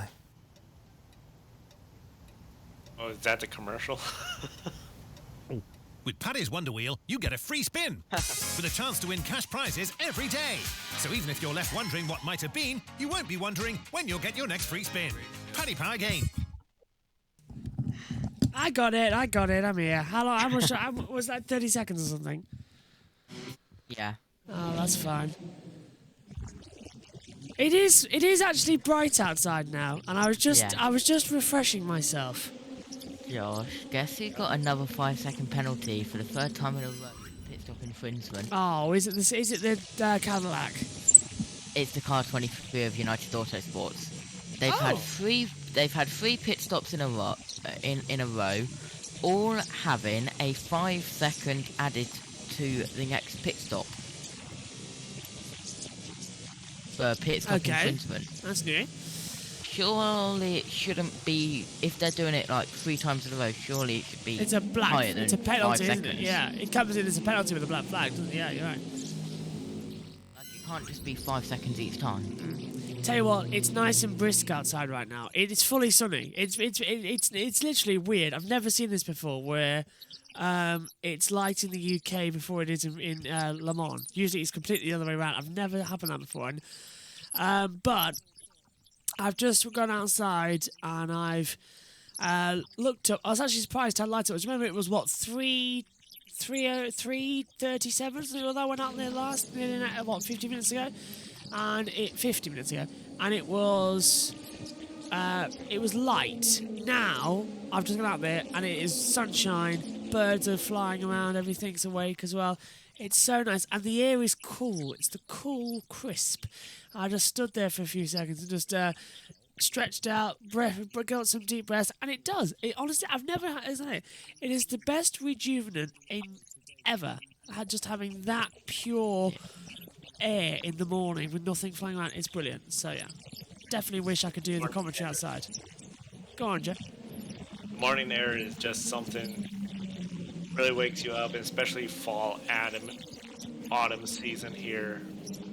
When there's morning like that, it just feels great camping outside. That mornings just feel like it really wakes you up and feels really good. So, although I did look up to my room, which is just outside. You can see if you look outside the commentary box, you can see straight up to the main house, and my room's directly adjacent. I've got onto the back garden, and I can see it. And I was like, yes, soon I'll be there. I will be there soon. In around about 10 hours, 30 minutes. But now the pressure's on because MotoGP. I've got to set all that up with the annoyance. It has given us a fantastic opportunity. Excuse me, I'm coughing now. Super competitive class as we make our way onto. Dear me, as we come on then. Still, I tell you what though, you don't need lights here. Still need lights in Le Mans. With the flashes coming on. This is the GTM class. 57 Kessel Racing now 49 seconds ahead of the Iron Dames, who got back up into second position in the 85 Porsche. So still time to be found in this run. And a few driver changes, because Sebastian Buemi has changed to Brendan Hartley, according to our timing monitor. If that is to be believed, the racing can continue. I think it is, yeah. Yes, it is. Yes, it is. Slightly interrupted, no less spectacular though. Certainly at this time of day, and you get a great look at the. Do we anticipate some wet cars in the Rolex 24 in 2024? Says A Day in the Life. I suppose that's a question for you as well, Joe. Do you reckon we'll see some wet cars enter? I mean, we talked about maybe we could see them enter Rolex, but specifically, we won't see hypercars. It'll be GTs, won't it? But that's GT3 that I've got to enter. We'll mostly say GTs, GT3s, like you said. I would be pleasantly surprised if we do see like Toyota come over. I would love to see that, just because we got the IMSA cars coming here. It would be great if there was an effort made to get over here. It just said no, of course, logistics, timing, making that deal work. That's what's gonna come down to. So. We'll see. The 24 Hours of Daytona had a really high number of viewers this year. Can't see why it won't continue to grow next year. So I wouldn't count it out just yet. So The 37 Core Racing has just come into the pit lane as well to change over some tyres. Now we're seeing some change down at the 98 Aston Martin, the Northwest AMR, with Riberas getting into the machine. Just trying to see who they changed over. Mike Rockenfeller's changed over to Jensen Button now. That came in at 4:28, so a few minutes ago. Could have happened already, so that is taking ages for our driver tracker to register the change. What makes a NASCAR change really interesting, they have to put the window net down, Yeah. climb through the window like the NASCAR race car. I totally didn't think about that until I saw it in practice. Like, oh yeah, you don't have a door. And I'm glad it didn't just put in a door and just, hey, we'll keep it to a NASCAR. You gotta climb in and out through the window. It's a perfect way to do it as well, if you want to get the spirit of it. Maybe not too great though if it electrifies itself, but still. Oh, can they get the 88 Proto competition started? What's happening? Fueling it up. Air jack's been released. Now they can go. Different rules for GT cars compared to hypercars. Only if the refueler's on, no one else can do anything, and only 4 mechanics to change the wheels. 1 on, 1 off. We find the kind of way. Go on, Jeff. Very good. I was gonna say that didn't sound good. I thought I was afraid like maybe something had broken because we heard a rev up and it got going.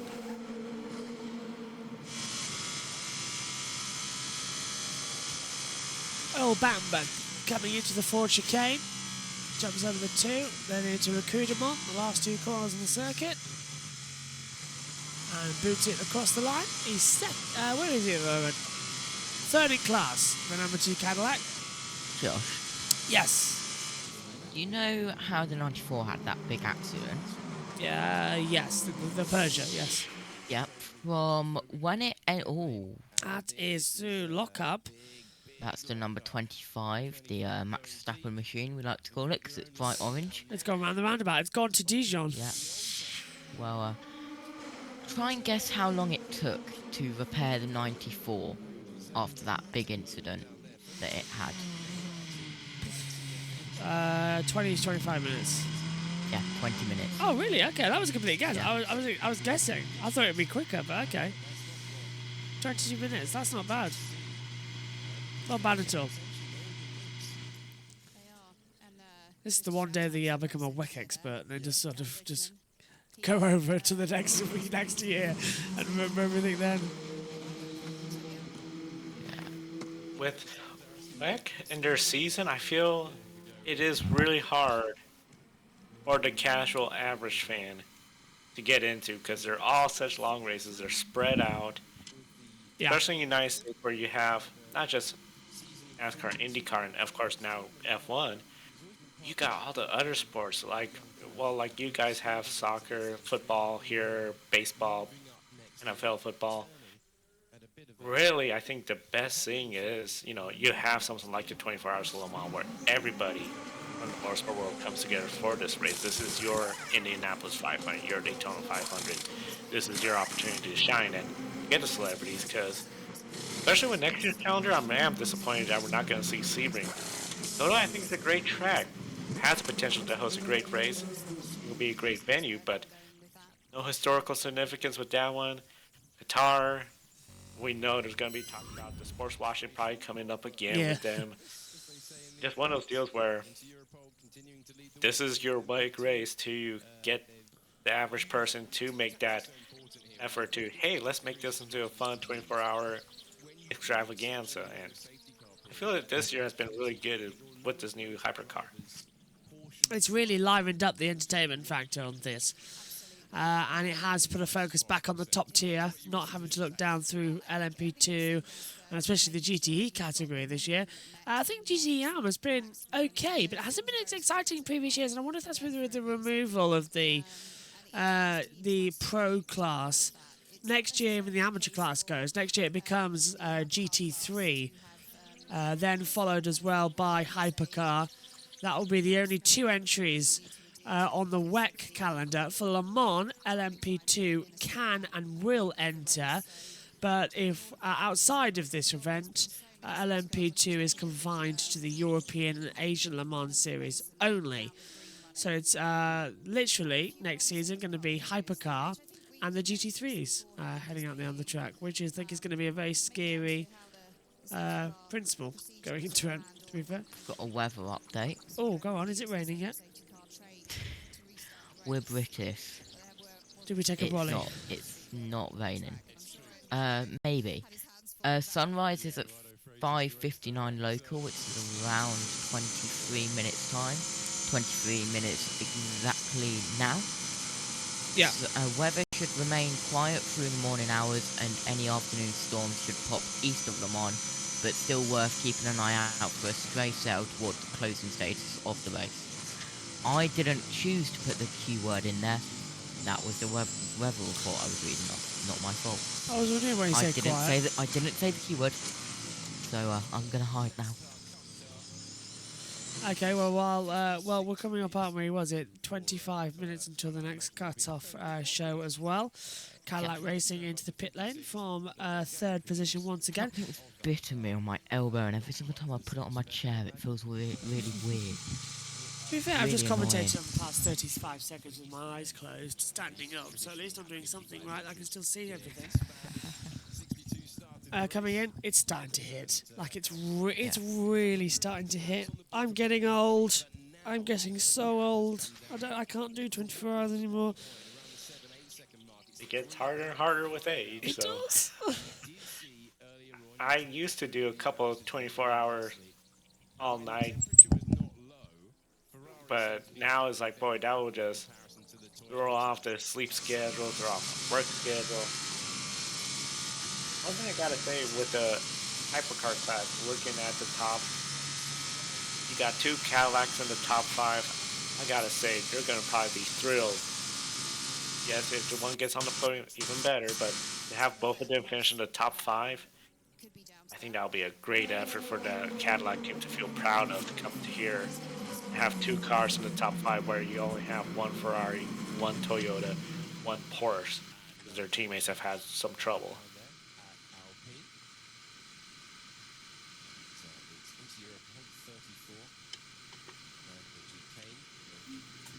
And Beth says as well, as I've just taken my headphones off for 30 seconds, a fun fact, I attended Le Mans Series race at Adelaide in 2000. McNish won with Aussie driver Brad Jones sharing driving. Watched from a house inside the circuit. Guess who lived next door? Well, Adelaide living next door. Joshua Birch. No, it couldn't have been me. Who? Go on, Beth. I'm interested now. Who lived next door? It's got to be someone. It's got to be someone fun and entertaining, isn't it? So who would have? Yes, Oscar Piastri. It could be Piastri, right? Yeah. I think you've hit the nail on the head there. It's Oscar Piastri, isn't it? Beth's piqued all our interest. Oscar now. Piastri wasn't even born in 2000. Okay, so maybe not. How old is Oscar Piastri? I haven't got my notes up. He was born on the 6th of April 2001. Oh God, don't you feel old? No, it wasn't Piastri. I don't recall Ricardo being from Adelaide. I don't think it would be Murray Walker. No. No. Perth. Could be a supercar driver. No, SVG probably. SVG? SVG or no, SVG is from New Zealand, I think. So it could be trying to think if Brody Kosecki's from Australia. I don't remember. And there's Wincup. I don't know Brock Freeney's age. Danny Rick say Melbourne, isn't he? Or is he? Where is he from? Sydney. I is it? believe. Danny Rick's Perth. Perth. He was an F1 and Indy driver. F1 and Indy driver from Webber? Australia. No, couldn't be Mark. Oh, it's on the tip of my tongue. Is this Indy as in Indy or IRL? Like modern IndyCar or IRL or karts? Oh, that's really tricky now, isn't it? That is. I mean, What was it? Alan Jones? He also drove at Le Mans. Oh, blimey. An Australian who's driven F1 from Adelaide.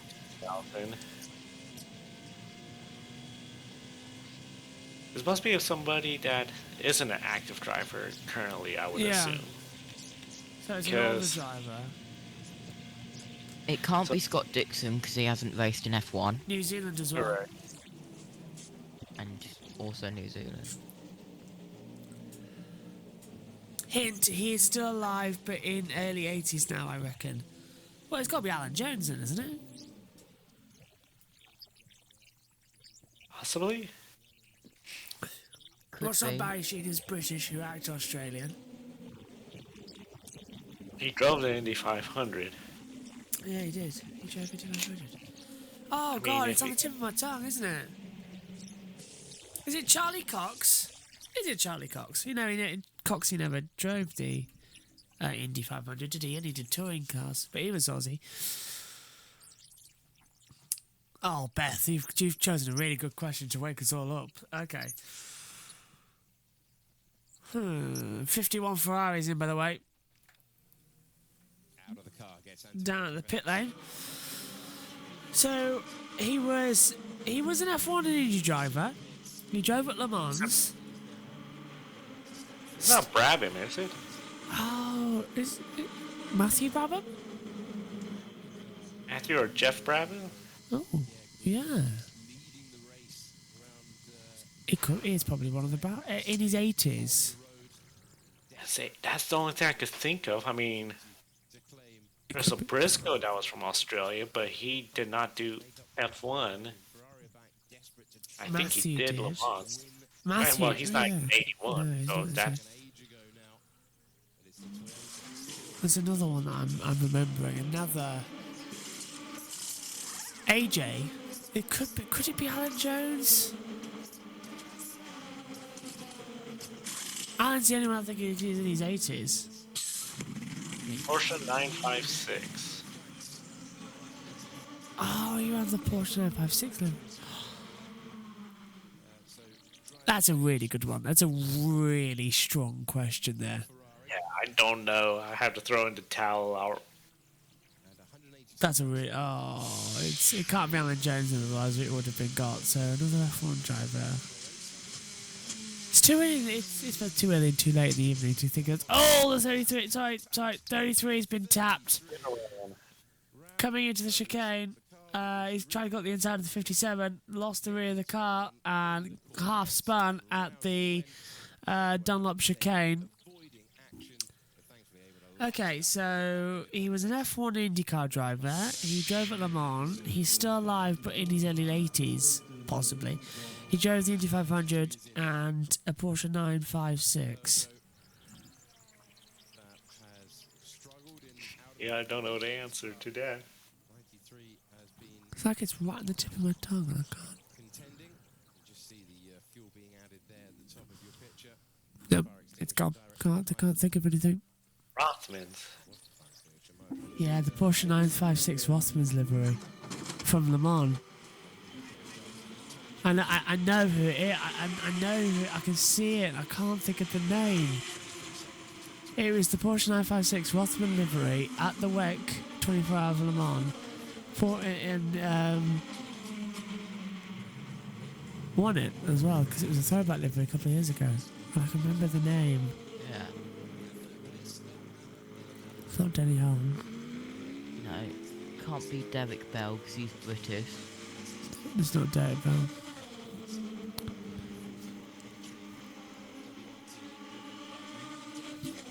No, it's not Garth Tander either. Because I know Garth did run this race once. Yeah. Hello, Aston Martin slow. Unless if it is Derek Bell or someone who's not Australian. Could be and Derek. Beth's just Josh, messing us you around. will know this. I really can't. We've got a slow car on the track right now. Well, he was coming to a stop actually, so.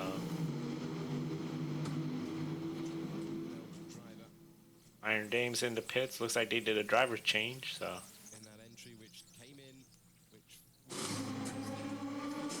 Just having a look again. And it was crawling in, wasn't it? Yeah. It was the Porsche. It wasn't even a GT car. The 956 was like a proper VS. Oh, hang on.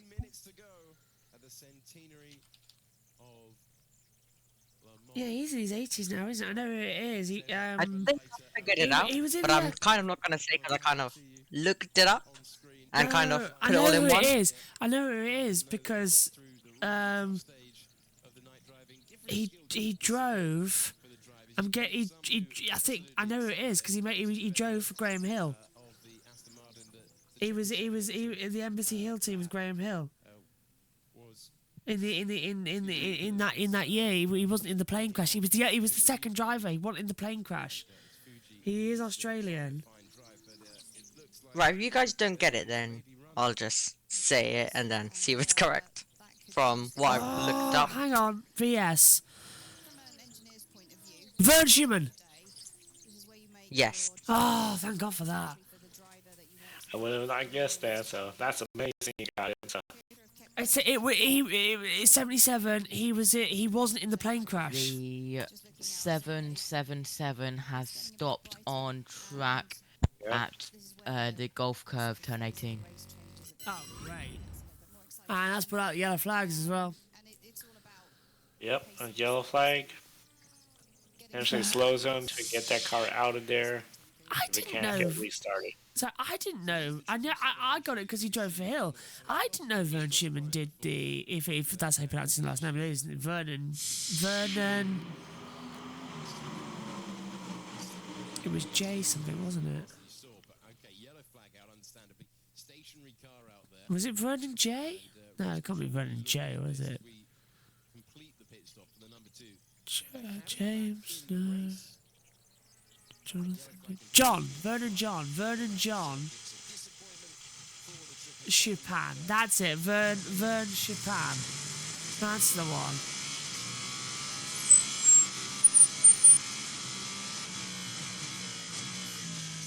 I know I got there somewhere. I just it's Vernon Chopin. There we go. So that's the order coming into it, and race control, slow zone 6 in 20 seconds. Okay, so yeah, it was Vern Chopin, isn't it? That's his name, I think. Didn't know he drove for an IndyCar though, but I'm thinking off the top of my head, what was it? BRM, Hill. Oh, what else teams? Yeah, he drove BRM. Slow zone 6 activated. All right, he drove BRM, made his debut there. Hill. Did he drive 30s? He had that Durex livery car, didn't he? In '76, and he was maybe '77. And it was one of the cars that the TV deal says no, we're not going to broadcast it. Virgin, where's the middle name? It was John. Oh, brilliant! We sent the link. Oh, let's have a look. Oh, I've opened this up now.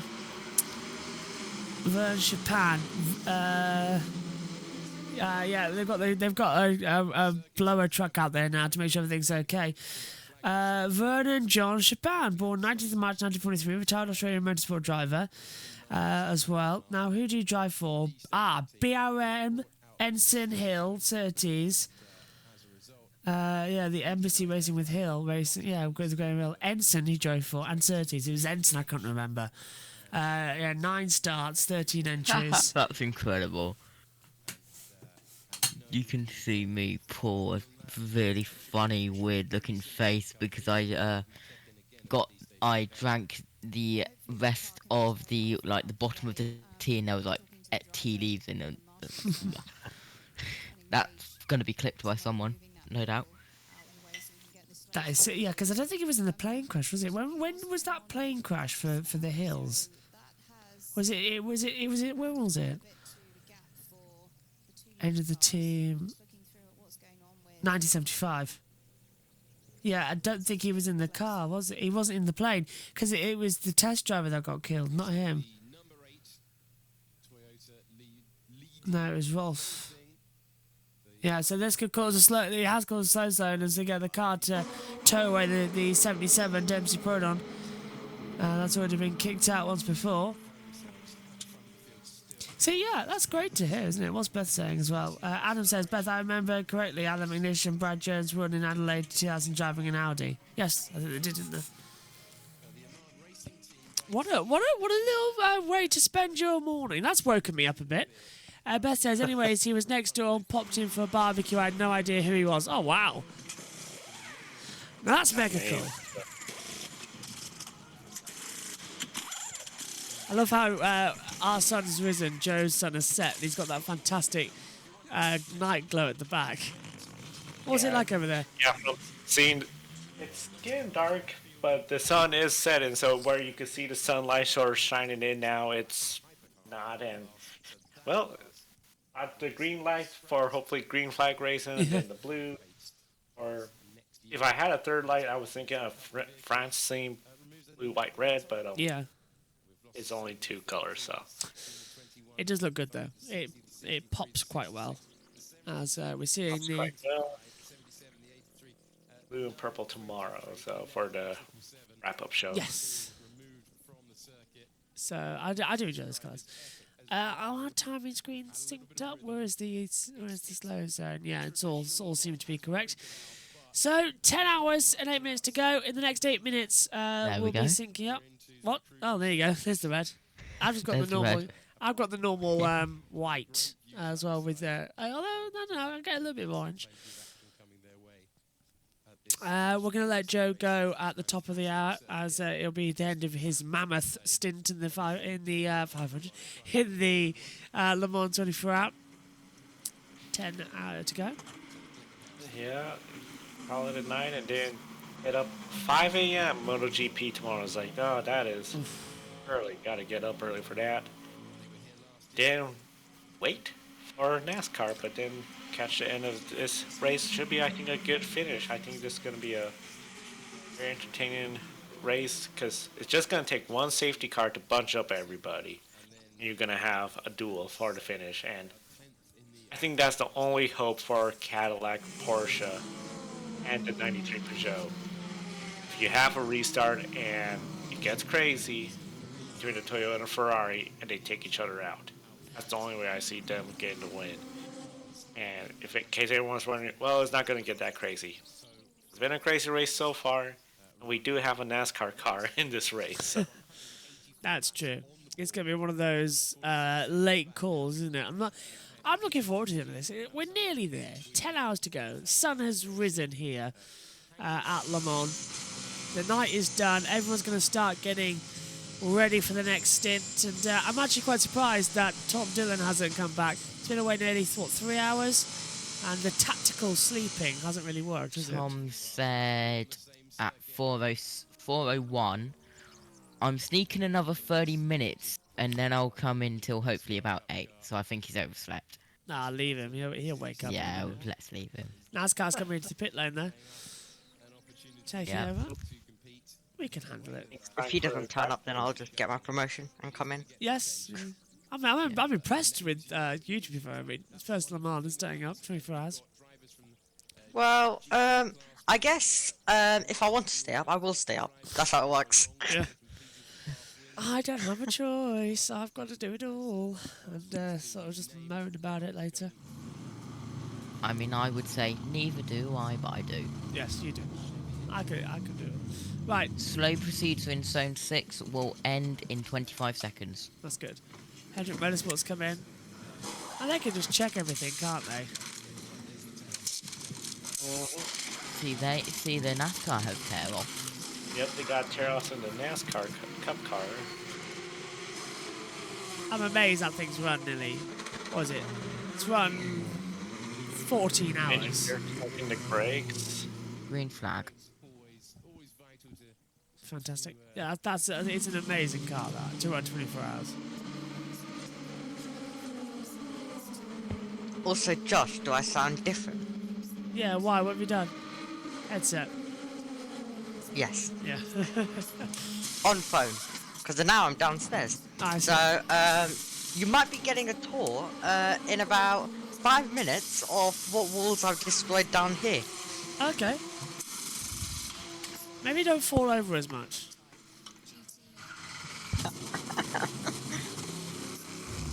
I wait. kind of feel like I've just had my morning jog here. Because I'm fully awake and I have a feeling that I probably won't be able to get to sleep even after this race finishes. I'm so awake. I'm literally, I don't think I'll be able to fall asleep after this even. Hey, you say that now, wait 10 more hours, then you might be feeling a little bit different. I've got Le Mans 24 doing this, and then I'm starting my new school for my first day on Monday. Oh, God. That's not good. As I yawn. To be fair, at least you get some sleep. I am very much looking forward to finishing everything. As soon as I know that the last thingy's on, I'm going. Yeah, same. Yeah. I'll do that. Don't worry, I'll do that.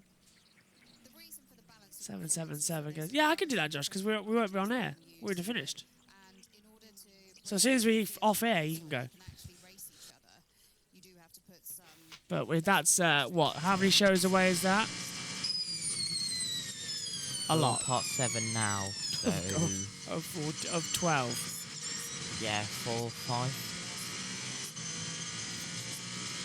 You haven't necessarily been to green. The track is back to green. We lost about 40 seconds. The gap is 45 seconds. Yeah, they did. And that's Hartley and Poor Greedy. Well, we're under the 5-minute mark. At 3. Oh dear. 156 on the board. It might be a good idea if I press skip ahead to live broadcast. There we go. Yes. 3 minute and around 3 minutes. Yeah. So we'll be letting Joe go shortly. So Joe, let's just take through. What have you made so far this year's Le Mans and everything with the final 10 hours to go? It's been a really good race. I know it got a bit crazy with the rain, some of the early accidents. Still seeing accidents throughout. What we're seeing between Toyota, Ferrari, I'm not going to just say this Toyota has it in the bag yet. We know safety car could just bunch the field up. As I mentioned earlier, the Cadillac, the Porsche, and the Peugeot to have a shot at the win, I think they're going to need some bad luck for those two up front to occur. Iron Dames, they're still running strong, first and second. If they could get a win, I think that would be huge. They still got some stiff competition, but they've been up in either first place or second place, as I mentioned. I think that's being really great. And then LMP2, I think that's going to be really one to follow too. But it's going to be a fun race. I think a lot of fans are going to be, especially for first-time fans coming here because of the NASCAR Garage 56. I think this has been a great Le Mans to be watching this year.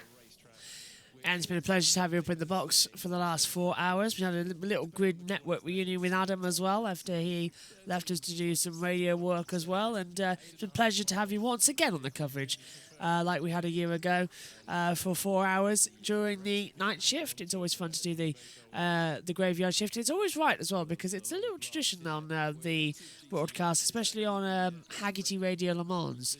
They always get the Americans on during the night shift as well. So it's always fun. So, Joe, thank you very much for joining us. Just plug in the Grid Network shows quickly. Yes, we got a Grid wrap-up tomorrow, approximately 90 minutes following the conclusion of the Sonoma race. Then Tuesday, Grid Encore. Josh might be there, but for sure, Brandon will be there to talk about the ARCA Xfinity Series race weekend. Moto 2, if Josh is available as well. Wednesday, Grid tonight, Kobe Lambs, Joshua Birch, all the latest news. Then Friday, the women in motorsports, I'll be back again, and then we do it all over again with pre-race Saturday on the Grid Network on YouTube. Thank you, Joe. We will see you shortly. It's the end then. We are 14 hours down, 10 to go here. Oh, we got a yellow flag. In double yellow at Indianapolis. Oh, no. I don't like to see the double yellow in Indy. This is a perfect time to do a cliffhanger on the yes, the main JB Motorsports. It really is. Double yellow out at the moment. We'll see why in a short second. Don't go anywhere.